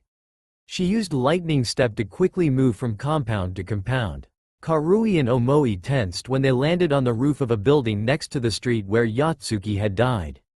Yugito paused for only a second before leaping across the street to Jay's apartment building. She stuck to the side of the building with chakra for a moment, then pulled herself into Jay's apartment through his still open balcony. "What is it, Yugito-sama?" Omoi asked, glancing around the room with narrowed eyes. Yugito didn't bother to answer just yet. She strode out of the apartment and stopped 2 doors down. Raising her fist, she knocked sharply on the wood. Her team shifted uncomfortably behind her. No one answered. Yugito knocked again and waited another 30 seconds. When there still was no response, she placed her hand on the door and inserted a small chakra string into the doorknob. A moment later, the lock clicked open. The door swung open to an empty apartment, devoid of any furniture. "Karui, contact the building manager and find out who last rented this apartment," Yugito said. The red-haired Kunoichi hesitated, opening her mouth to argue, but changed her mind when Yugito glanced back. Instead, she nodded and vanished with a faint crackle. "Who used to live here?" Omoi asked. He followed Yugito into the apartment, but neither of them found anything of interest. There wasn't even any dust. "Do a search for chakra impression," Yugito said. Once he'd nodded and settled down in the middle of the apartment, she said, "The primary reason I uncovered T's treason was because a civilian woman inquired about what happened and mentioned in passing that T and J had been friends. A suspicious connection, as T had shown no surprise or sadness at J's death." "You don't think she was a civilian woman?" Omoi murmured as he closed his eyes and began to concentrate. "Something about the entire encounter felt off to me," Yugito agreed. "At first I believed grief was coloring my memory of the incident, but..." She shook her head. "I do not believe in coincidences. The civilian woman was there for a reason." She intentionally pointed out the connection between T and J, revealing T's treachery. If such a connection even existed in the first place. Yugito frowned and stared out the window and into the gray clouds in the distance. There were a number of theories she could come up with explaining what the woman's intentions were, but with her absence in this apartment now, none of those theories were good. The woman had revealed a traitor, yes, but some dark intuition niggled at the back of Yugito's mind. She didn't like this one bit. What if the woman been working with T and ratted him out so that she could get away? No, that didn't quite work. Why turn on T? And why risk getting him captured and interrogated, potentially revealing herself as well? Yugito glared at the window. No, something else was going on. Omoi opened his eyes. Only one person was in this room recently. Their chakra signature was small, either a skilled civilian, or a shinobi suppressing their chakra. They were here for only a few days and left about a week ago. Probably the same day as Jay's assassination. Yugito's gaze switched back to the open apartment door as Karui approached. The redhead was frowning heavily. "The last tenant was an older woman who died of natural causes a month ago," Karui said. "No one has lived here since then. What the hell is going on, Yugito-sama?" "That is what I would like to ask," Yugito murmured. "Omoi, memorize the chakra signature you feel here. We need to find the woman who spoke to me. She may be the only lead we have so far." While Omoi nodded, Karui snorted and crossed her arms under her chest. "And now we're back to hunting for traitors." "Oh goody? Traitors from within the village or without?" Yugito wondered. Traitors from within could be ferreted out eventually, or else would abandon the village and leave themselves. But if they had support from another village? Her frown deepened. The hidden villages had been at peace for too long. It wouldn't surprise her in the slightest if someone was making their move now, and would surprise her even less if it turned out to be those leaf bastards. This confirmed one other thing at least. Yugito knew she hadn't hit T hard enough to kill him. No, someone else was covering this up. 4 p.m., February 13, 3:12 TE. Outside Keisha. It took another 2 days to reach the capital. Takagi and Naruto spent most of that time in the wagon, discussing what they'd found. Well, he spent most of his time excitedly throwing out theories and exploring the device he'd found while Naruto listened and nodded at the right intervals. Sure, Naruto kind of found the entire thing fascinating too, but it was a bit hard to follow when Takagi went off on a fast-paced rant about engineering and the ramifications of new discoveries. Please don't tell anyone about this yet, Takagi begged. If word gets out now, the Historical Society will take over completely and we will probably never get another glimpse of it. I know you are supposed to report everything to your commanders, but… Please? It was distinctly odd to see a pleading expression on a nobleman's face, even a teenage nobleman. Naruto had always pictured nobles as being cold and snobbish, not like this. This doesn't affect the mission, so I don't strictly need to mention it. Naruto said slowly. Hitaki already suspected something, he was sure, but Naruto could deal with him when Hitaki finally approached him about it. Thank you, Takagi said, heaving a sigh of relief. Just then the wagon rolled to a stop. Takagi quickly hurried to the back of the wagon and peeked out the curtain. He said something that Naruto couldn't quite make out to one of the samurai guards, and then drew back inside. We have arrived at the gates. Would you like to take a look? I have heard that it is an inspiring sight to those who have never seen Keisha before, Takagi said. Why not? Naruto shrugged. They couldn't be any more ridiculous than Hidden Leaf Village's enormous walls. Naruto followed Takagi out of the wagon. The caravan had stopped outside of the city and was being checked over by a couple of guards. Naruto eyed them for a moment before turning to the city. His breath caught in his throat. Never mind Hidden Leaf Village's walls. Keisha's made them look like they were made of sticks. Keisha's walls were built from stone towers that loomed dozens of stories high into the sky like a giant's fingers. The roofing of the towers was made of shingles and he could faintly make out figures patrolling the tops of the walls. The height itself wasn't what caught Naruto's eye though. What made him gape openly were the murals that covered every visible inch of the city's walls. It was a dizzying array of dragons and phoenixes and tigers and every other manner of fantastic beast, running to and fro and spelling out legends. There was an army marching toward a river beneath one tower and a samurai presenting a ruler with his sword on another. Further along he saw a story about a princess flying on the back of a large raven over the image of a city much like Keisha. The paint was old. That much Naruto could tell instantly, even from a distance. It was cracked in several places and fading here and there, but the color still shone strong. He couldn't even begin to comprehend how long it must have taken to paint such a mural. The wall itself was hundreds of feet tall, and the city of Keisha was massive, home to several million people, so it had to be miles and miles long. Was it painted for its entire length, or just around the gates? Naruto opened his mouth and turned to Takagi to ask him, but the teen had moved over to his guardian and was discussing something with a guard. Naruto shook his head slowly and stared back up at the gates. He was beginning to feel as though he was in another world when outside of Hidden Leaf Village. Nothing was how he expected it to be. Everything was larger, grander, and older. Slowly pivoting on one foot he turned away from the mountainous walls and told himself that his heart was racing from excitement, not fear of this new, unknown world. 5 p.m. February 13, 3:12 TE. South District, Keisha. Keisha had not always been a mighty city, nor even the capital of Fire Country. Once, long ago during the Saichu era, it was not but a small fishing village built along the Okagawa River. With time, its prime location allowed it to flourish into a trading town, and then into a merchant's haven. By the beginning of the Suyoi era, known popularly as the Shinobi era, it was the largest city in Fire Country, home to over 1 million souls with hundreds of boats and thousands of traders passing through every day. When the Takagi daimyo rose to power in the Suyoi era, he moved the capital from Yasuragi to his home city of Keisha. Over the next 2 centuries the city continued to flourish and expand, becoming famed across the elemental nations as not only one of the most expansive trading ports in the world, but also a cultural center for art, architecture, and religion. More than 1,000 temples called Keisha their home, and the Lotus Palace and its 20-square-mile garden was considered a piece of art unto itself. Today Keisha boasted a population of 2.3 million citizens, second only to the city of Yamashi in Lightning Country, and stretched across both sides of the Okagawa River, covering more than 250 square miles of land. Or so Takagi Akihito told him. Frankly, Naruto's mind was spinning purely from the idea that there were 2 million people walking around him. Hidden Leaf Village, which he had always thought of as a very large city, had barely than a tenth of that population. They had split from the wagons in favor of riding horses, and Naruto could see why now. The streets were filled with throngs of people, like a sea of colors and faces. Even with the samurai contingency around them making way, they were moving at a snail's pace. The horse beneath him was about ready to have a heart attack from fear, and Naruto wasn't far behind it.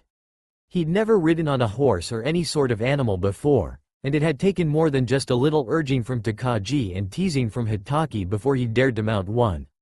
His hands were still clutching the pommel almost tightly enough to tear it off. He was sure that he was going to slide off at any second or that the wild beast beneath him would rear and bolt. Keisha is split into 5 districts, Takagi eagerly explained as they rode through the city. With a wave of his hand, he gestured to the buildings around them. They towered high over their heads, taller by far than the Hokage Tower or any other structure Naruto had ever seen. He felt dwarfed in their midst, and even the brightly colored sheets and clothing hanging from laundry lines over their heads couldn't detract from the suspicion that they were really a giant's fingers reaching down to scoop him up. "This is the southern district," Takagi continued. "We are heading toward the central district, where the Lotus Palace, my uncle's home, is and where most other nobles reside. Around us are also the northern district, the western district, and the eastern district. Because the Okagawa River passes through Eastern District, it is well known for its docks and merchant quarter." A history lesson and a guided tour, just what Naruto wanted. Now he could die happy, knowing that rich, fat merchants had a home to call their own. Not that he could deny that Keisha was awe-inspiring. It was just more than a little overwhelming to a shinobi. An assassination attempt could come from any angle in this crowd, with no way to predict or prevent it. They turned a street corner and suddenly Naruto could see a massive 2-story tall red torii up ahead, marking the entrance to a temple. There were trees beyond it, hiding anything past the long stone steps leading upward, but what was really amazing was the massive stone statue, easily 400 or 500 feet tall, that was thrust up above the treetops. It was worn green with time, but the features of a bearded man were still clearly defined. "The great Izanagi statue," Takagi said with a smile. "One of Keisha's most recognizable landmarks, other than the wall itself." "That must have taken a while to make," Naruto commented faintly. He wondered if someone had used a jutsu to help craft it. They passed a lot of other temples, statues, and murals as they continued on into the heart of the city. Eventually they reached the tall white wall that separated Central District from the others. A swift glance told Naruto that it was patrolled at intervals by heavily armed guards. Once they were in the Central District, they passed dozens upon dozens of lavish manors and castles, each with acres of gardens and well-tended land around them. It would be easy to forget they were still in the middle of a city, were it not for the massive buildings still towering around them in the distance. For better or for worse, it wasn't the Lotus Palace that they stopped at. A part of Naruto was burning with curiosity, wanting to know what such an exalted building looked like after all the treasures he had already seen today, but he was also pretty sure that he'd vomit if he saw any more wealth that was out of his reach. It was frustrating enough passing by so much without being able to get his hands on anything. Some of the merchandise he'd seen today would sell for high prices in Leaf. It turned out that Takagi lived in a small castle anyway. The complex was big enough to fit the entire Hyuga compound 3 times over, and probably the size of a small town. Despite how normal Naruto had found Takagi to be, he fit in easily with the opulence, looking relaxed and at home, which Naruto supposed was exactly what he was. As they stood in the courtyard that his entire apartment building could have fit in, a servant came and helped Naruto get down from the horse that by some miracle hadn't died or bucked him off yet. Teeth bared, Naruto shook off the man's hands and jumped down on his own. The horse immediately tried to prance away, and it took several other servants to calm it down. "You and your sensei are welcome to stay if you would like to," Takagi told him. He looked excited and part of Naruto wondered if he'd ever had someone close to his age over before. "I'm afraid we must return as quickly as possible," Hitaki replied, suddenly behind Naruto. Takagi hesitated, then nodded. "I understand," he said.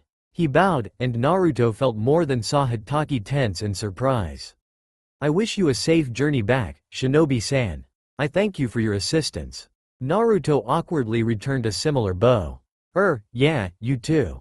Once Hitaki had exchanged pleasantries with Sasaki, they finally left the complex, this time mercifully on foot.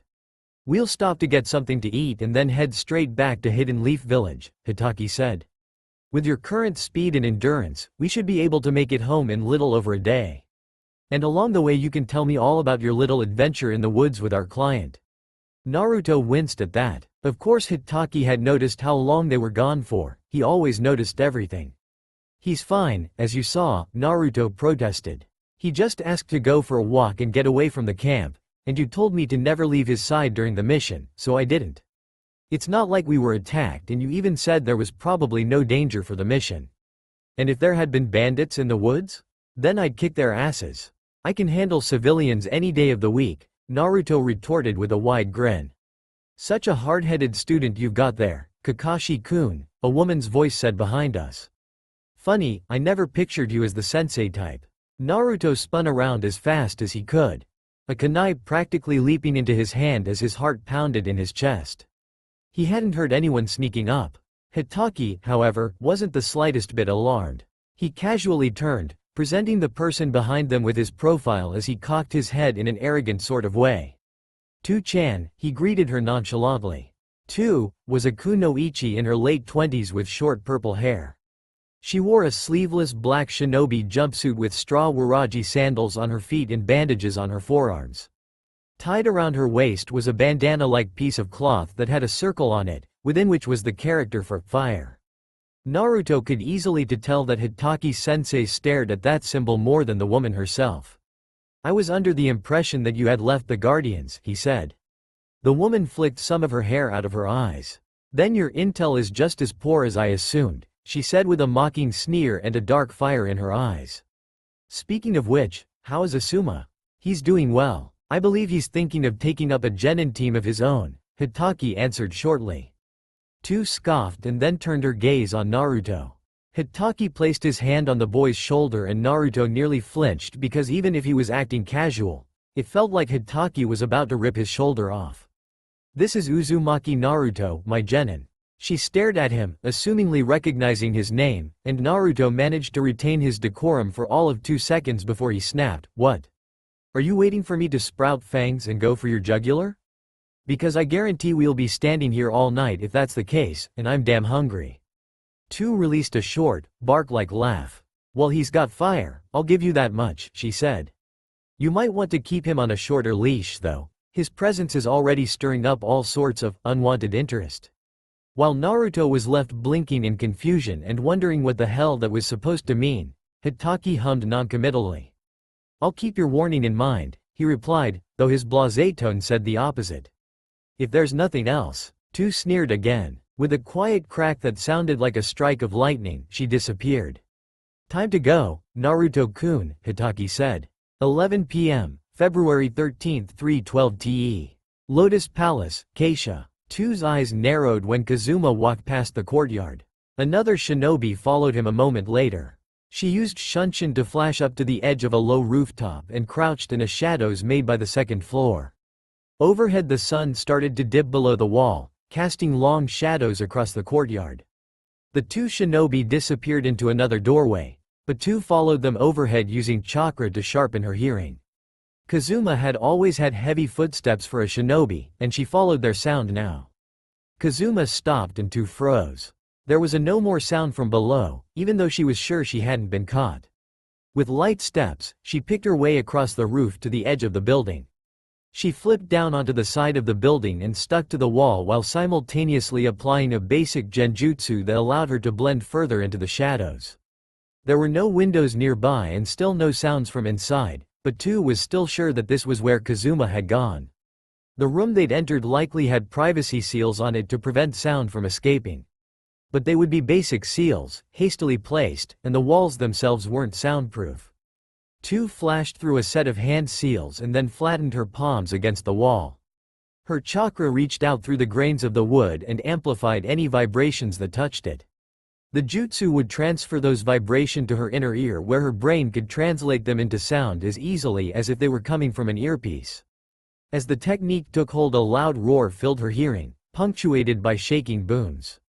Tu winched and jerked back instinctively, then narrowed her eyes in concentration as she focused her chakra and adjusted the technique to focus on sounds coming from inside the room only. It required almost more control than she had to block out the wind buffeting the building and vibrations from other parts of the building, but after a minute the clamor quieted and voices filtered through instead. Tu breathed a silent sigh of relief.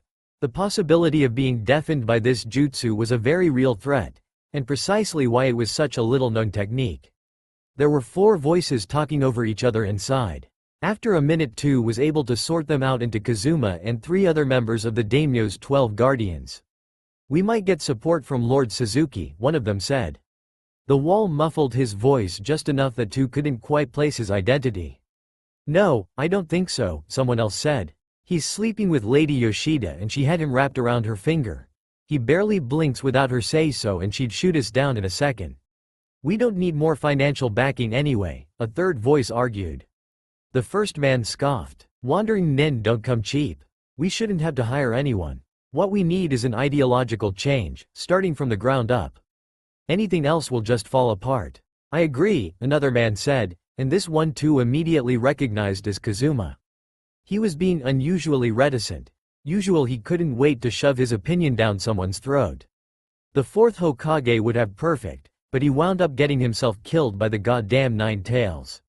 And now we've spent the past decade waiting for the 3rd Hokage to kick the bucket for finally step down. He's holding onto that post with a fucking death grip. And that's why we're backing Shimura Danzo, the second man said. During the last succession they picked a young shinobi. Why would they pick someone the same age as the 3rd Hokage now? Then that's where we come in, Kazuma said. We need to exert more pressure on the daimyo's advisors to make certain they pick Danzo when the time comes. A round of murmured arguments rippled through the gathered shinobi. And when exactly would the time be? The first shinobi spat out. We've been waiting on the sidelines for over years. We can't assassinate a Kage. Can't or won't? Won't, obviously. We don't want to start a civil war. Civil war would be preferable to watching the country rot around us because a pacifist Hokage doesn't have the guts to do what needs to be done. That's enough. Kazuma's voice cut through the noise and the others fell silent. Narita is right. Civil war will only make things worse. We need to take this slowly, carefully. We need to wait for the right time, and then we'll place Danzo in the Hokage seat. Are we sure about him? I've heard he's just an old warhawk, the third man said uneasily. My contact says he's still extremely active in Leaf's Black Ops, the second man, Narita, replied. And more importantly, he holds the same ideals we do.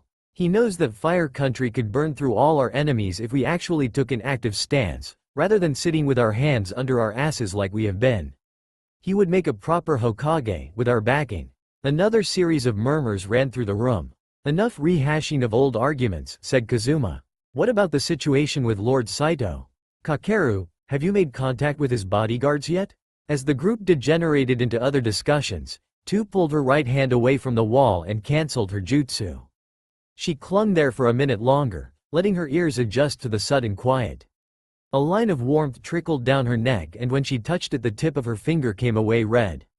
Tu grimaced. She'd probably damaged one of her eardrums. Once she was sure her ears had settled and she would be able to move without her balance getting thrown off, Tu darted back onto the roof and dashed across the buildings. She headed away from the main complex and toward the western wing of the palace, where several long buildings stood like off-shooting branches of a tree.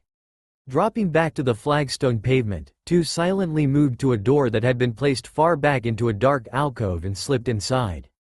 Nama looked up from a scroll and put down his pen. He took in Tu's appearance with a single glance, then approached with one hand already glowing green from a medical jutsu. She tilted her head to the side to give him better access to her injured ear and diverted her eyes away as he worked. Tu chewed on her lip absently. Nama wouldn't ask any questions, it was what was great about him. And yet, I overheard Kazuma having a meeting with his groupies, Tu said just as Nama finished and stepped back. They want to replace the Hokage with someone of their own choosing. A coup? Patience was the word of the day, it seems, Tu said with a shake of her head. I suppose that's one characteristic of Kazuma's we can be glad for. She hesitated. I feel like this is something to be reported. Nama raised an eyebrow. To Leaf? Tu scoffed. Of course not, but this could affect Takagi-sama's relationship with the Hokage if it got out. She growled and roughly ran a hand through her short hair. It's just more of Kazuma's political maneuverings, I know. He won't actually do anything. Groaning, the kunoichi dropped onto the futon that lay against the wall. Nama returned to his small table, but didn't pick his pen up yet. He folded his hands on top of its wooden surface and watched Tu with piercing eyes. I guess I just don't like the idea of Kazuma plotting, Tu grumbled. It's not like he would ever do anything to go against Takagi-sama. He's practically a fanatic. Fanatics are the most unpredictable of loyalists, Nama said. Yay, true. Tu frowned and tapped her fingers against the wooden floor planks. I suppose I'll just keep an eye on him like usual. You mind helping? She grinned and batted her eyes, but Nama's expression remained as passive as ever. I will be out of the city for the next few weeks on an errand for Shijimi-sama, he said. But later I will be glad to be of help. Damn, well, thanks anyway. Tu let out an explosive breath, stretched, and then left with a backward wave. Nama picked up his pen and finished his scroll. Several minutes later, as he penned the finishing touches, a large brown shinobi cat slunk out of the shadows next to a cabinet. Nama rolled up the scroll and held it out. Tora, he greeted. The cat took the scroll with his paw and it disappeared in a small burst of smoke. She's getting nosy, Tora said. Kazuma's been careless. That oaf is always careless, Tora said with a snort. She sat back on her haunches and her tail curled around to rest on her front paws. But I'll pass the warning along. Keep an eye on Tu, would you? She's too headstrong, and too useful to be lost just yet. She has served the daimyo faithfully for 15 years, Nama said quietly. Yes, and that's why I want you to watch her. Keep her out of trouble. Nama inclined his head respectfully. The cat nodded, satisfied, and then slunk back into the shadows. Nama waited for 3 long breaths, until he was sure Tora had left, before he let his hands uncurl from where they'd been fisted in his lap. 3 p.m., February 15, 3:12 TE. Hidden Leaf Village, Central District. Naruto had barely been back in Hidden Leaf Village for an hour when he heard a shout of, "Naruto-san," coming from behind him. A second later a green blur dashed past him, skidded to a stop, and then jogged back to him. Lee? Hello Naruto-san, the taller boy said with a wide grin.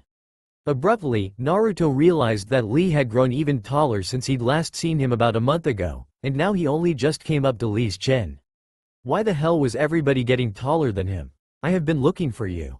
As much as I love to hang around waiting for Hyuga to come by, I was out of the village on a mission, Naruto said. Lee's grin never faltered, if anything, it widened at Naruto's dig against his rival. I just thought you might want to know that the last joint mission we went on has been voided. The client was declared to be of an unsound mind. Huh, so that tiger actually drove someone insane? Naruto had to admit that that far outstripped the result of any of his pranks. Lee was still standing there watching him expectantly, waiting for a response. What did he want? Congratulations for telling him. Naruto sure as hell wasn't going to say, thank you. Although, his blood was still pumping from the run back to Hidden Leaf Village and Lee was a budding taijutsu master. Do you want to spar? Naruto asked. With eyes the size of saucers, Lee stared at him. Naruto thought he looked kind of like the mouse he occasionally found in his apartment that generally stared at him with much the same expression. Naruto had yet to figure out how it avoided all his traps, but considering the integrity, or lack thereof, of some of his walls, it wasn't too surprising. Without any warning, Lee lunged forward and hugged him tightly enough that for a second Naruto thought he was trying to tear him in half and a couple of his ribs really did crack. Lee lifted him completely off the ground and then a moment later dropped him while laughing boisterously. Naruto coughed and spluttered as the internal bleeding quickly stopped. When Lee tried to slap him on the shoulder, Naruto swiftly dodged before he could unintentionally cause any more damage. We shall head to the fields and test our flames of youth. Lee shouted, pumping one fist in the air and no doubt imitating his sensei. He then latched onto Naruto's arm and dragged him down the street while loudly chattering on about something. What? Naruto wasn't sure because his ears were ringing from being jerked around so much. As they walked, however, Naruto did notice one glaring detail. The civilians were staring at Lee, not him. Obviously Naruto was well aware that Lee was weird and probably drew stares wherever he went, but Generally when Naruto was walking down the street he could feel dozens of eyes on him, but not see anyone staring. He could feel the attention and see the subtle cold shoulders as people turned their backs or looked away, refusing to look him in the eye and acknowledge that he was there. But Lee? People didn't even notice that Naruto was there with him. They were all staring at him in open shock and fascination. It was like he was a human buffer between Naruto and them. A smile spread across Naruto's face. Lee was weird alright. Really, really weird. But suddenly Naruto liked weird. Plus, he bet that some of the double takes and just bit into a lemon looks that people were giving Lee would never get old. Maybe sparring with him now and again wouldn't be so bad. 7:30 p.m., February 15, 3:12 TE. Hidden Leaf Village, Southern Quarter. As Naruto had expected, the tiger was still lying under the deck of the crazy civilian's house. He looked a fair deal worse than when Naruto'd last seen him, as though a suicidal painter had started fading out his stripes. Or at least they looked faded to him. It was a bit hard to tell in the darkness. "You should probably see a vet or something," was the first thing out of Naruto's mouth when he saw him. "Couldn't a vet help you, even though you're a summon?" The tiger didn't open his eyes, but from the way his tail twitched Naruto could tell he was awake. After a second the tiger lifted his head slightly, though he kept his eyes shut. "I didn't think you'd be coming back," he said in a voice that was more of a low growl in the back of his throat than anything else. "Why? Why what? Why did you return? You gained nothing from helping me." Naruto snorted. "Of course I gained something from helping you. I'm not a charity worker. But you're a tiger summon and getting on your good side could be in my favor." The tiger snorted as well. "Move," he said. "Wah. Move aside," he said again, this time more firmly. Naruto did so, and then watched in shock as the tiger started to crawl out from under the deck. He moved slowly and paused for a few seconds after each movement, but before long he was sitting before Naruto in the afternoon light. Naruto immediately realized that he was much, much larger than he'd looked in the darkness beneath the deck. Sitting on his haunches he was several feet taller than Naruto was, quite a bit larger than the size of a bear that the crazy client had described him to be.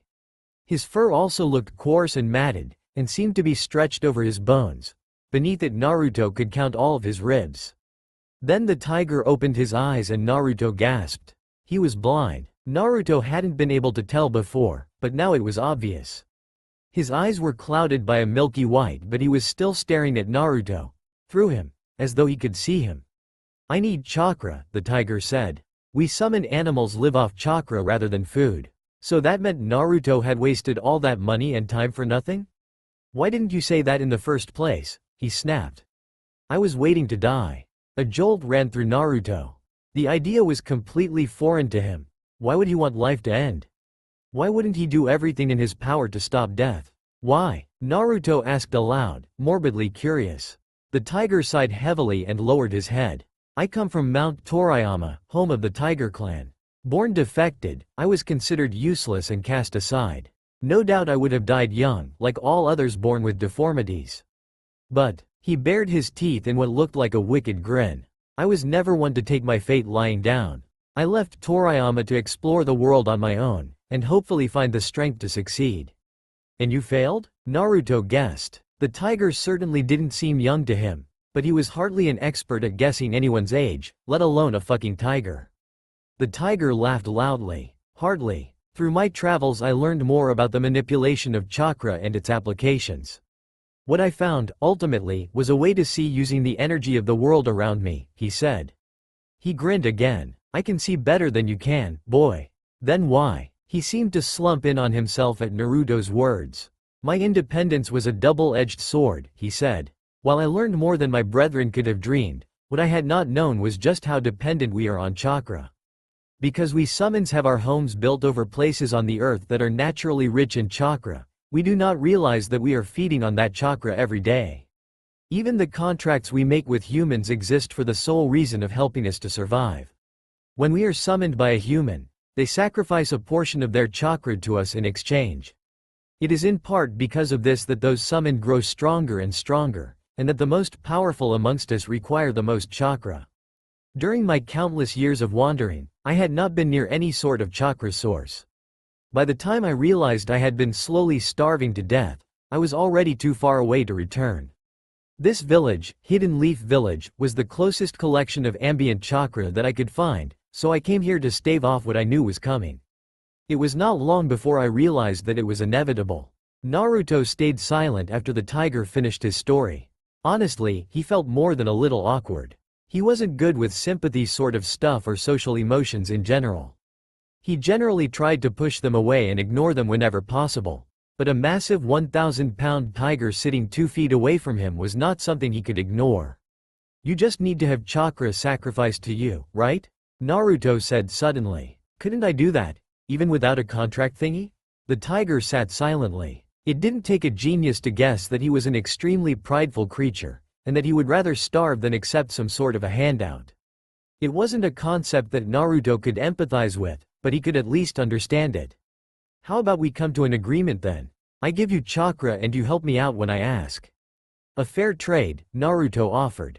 And how is that different from a summoning contract? The tiger laughed. Well, no summoning for one, unless you'd like to strap a smoke bomb on your back so that it looks like you're being summoned, Naruto shot back. But hey, if a fair trade doesn't sound good to you, you could always just take the chakra and head back to Mount Tiger or whatever. The tiger snarled at him and Naruto nearly jumped back, heart pounding. The tiger's teeth were nearly the length of one of his hands. I will do no such thing, he growled. I have honor, more honor than my brethren by far. If it's a contract you want, then it's a contract you'll get. As the anger drained from the tiger, it seemed to take all of his energy with it. Looking frailer than ever in the sunlight, he sunk down until he was lying on his stomach and looked up at Naruto. How does this work then? It looks like you really need the chakra, Naruto said. For a moment the tiger didn't respond. He'd closed his eyes again and it almost looked like he was sleeping. Without opening them he said, "Place your hand on my head. Will your chakra to me and it will be so." Naruto was dubious about anything that was supposed to magically happen. He could still recall the one street magician he'd seen as a kid and how the man had screamed and fled when Naruto stuck his hand through the bottom of the cage he'd been using and took out the bird hidden there. It had been a pathetically obvious illusion. Despite his doubts, however, Naruto did as the tiger asked and placed his hand lightly on his head. His fur was warmer than Naruto expected, practically radiating heat. Naruto focused his attention on his hand and began to channel his chakra, wanting it like the tiger said, and gasped faintly when he felt a tugging sensation on his chakra, as though a hand was softly grasping it and pulling it down. The energy flowed around the tiger and seemed to settle on top of him for a moment before sinking into his fur. The tiger released a deep, satisfied sigh. It has been too long, he said wistfully. He opened his blind eyes again. You may call me Tokui, little shinobi. Uzumaki Naruto. Does this mean you don't want to die anymore? Naruto asked cheekily. Tokui swatted a large paw at Naruto, not really intending to hit him. Don't think you can be fresh with me, boy. It will take me time to gain my strength back, but that does not mean you can disrespect me. A contract is a mutual agreement. It requires the willing trust and acceptance of both parties. Now lead me to your den. I will rest there so that I can snack on your chakra whenever I wish. You're lucky I have a hell of a lot of chakra then. Naruto chuckled. He paused for a moment, considering something. Why haven't you tried to form a contract with a human before? I'm sure someone would have agreed to it. Tokui gave Naruto a look that he couldn't quite decipher. I did, he answered. Once. He stood up and circled around Naruto. Even on 4 legs he was as tall as Naruto was and could knock him over just by brushing up against him. His head stopped next to Naruto's and the boy gulped, realizing that he could literally bite his head off and swallow it whole if he wanted to. Naruto wasn't sure if even he could heal from something like that. I'm pretty sure someone is going to notice if I bring a giant tiger into my apartment, Naruto pointed out when he didn't seem inclined to elaborate further. Tokui bared his teeth in another grin and laughed. It was unnerving for Naruto to hear so close to his face, since the tiger's laugh sounded half like growls. You forget that I am a summon, not just a dumb beast, he said. If I want to hide, you humans will never notice me. Lead, and I shall follow. He began to walk forward, away from Naruto, and as he did so he seemed to fade into the world around him. A second later Naruto blinked and he was completely gone. I have got to learn that trick, Naruto breathed. No matter how hard his eyes strained, he couldn't see even a flicker of movement. Is that how you hid from Hyuga's Byakugan? By turning invisible? I know nothing of this, Byakugan, but I am not invisible. Tokui's voice came from somewhere ahead. I am merely altering your perception. This technique forces your mind to look elsewhere, to avoid seeing me. The only reason you found me in the first place was because I was too tired to keep the technique up for long. Now, are you coming? Naruto quickly dusted off his pants and hurried ahead. Slipping onto the street was easy enough and no one started screaming about a giant man-eating tiger. Though Naruto half wished they would because that would be awesome, so he figured they were safe. If Tokui was still following him, he could be lost, for all Naruto knew. It took less than half an hour to reach his dingy little apartment on the 5th floor of a large complex. He held the front door to the complex open wide, and nearly jumped out of his skin when he felt something brush past him. "Well, I guess you're not lost in Never Never Land then," Naruto muttered and got another quiet chuckle in response. They headed up the stairs, by some miracle coming across no other humans along the way. When they finally reached Naruto's apartment, the shinobi deactivated the traps around his door and dodged out of the way of 3 shuriken that then embedded themselves in the wall behind him. "Aren't you concerned that those will hurt someone?" asked Tokui. "Nah, that's the whole point of setting traps. Besides, this building is reserved for shinobi and shinobi in training, so anyone who activates my traps deserves what they get." At last Naruto opened his door. It seemed to push itself further open as Tokui slipped inside. Naruto was just locking the door behind him when he heard the quiet poof of a dispelling jutsu. As he turned, he saw that Tokui was fading back into view next to his couch. One of his paws was pressed firmly against the floor, half under the couch, and there was smoke dissipating from beneath his paw. "You had a little mouse visitor," Tokui growled. Naruto frowned at the apparent lack of blood. "Oh, you finally caught that thing?" The tiger's eyes cut sharply up to Naruto's. "You have seen it hanging about?" "Yeah." He withdrew his paw and there was nothing underneath it. "It was a mouse summon," Tokui explained. "It seems someone has been spying on you." That's all for now. If you want to see next part, then please like this video and subscribe my channel. Thank you.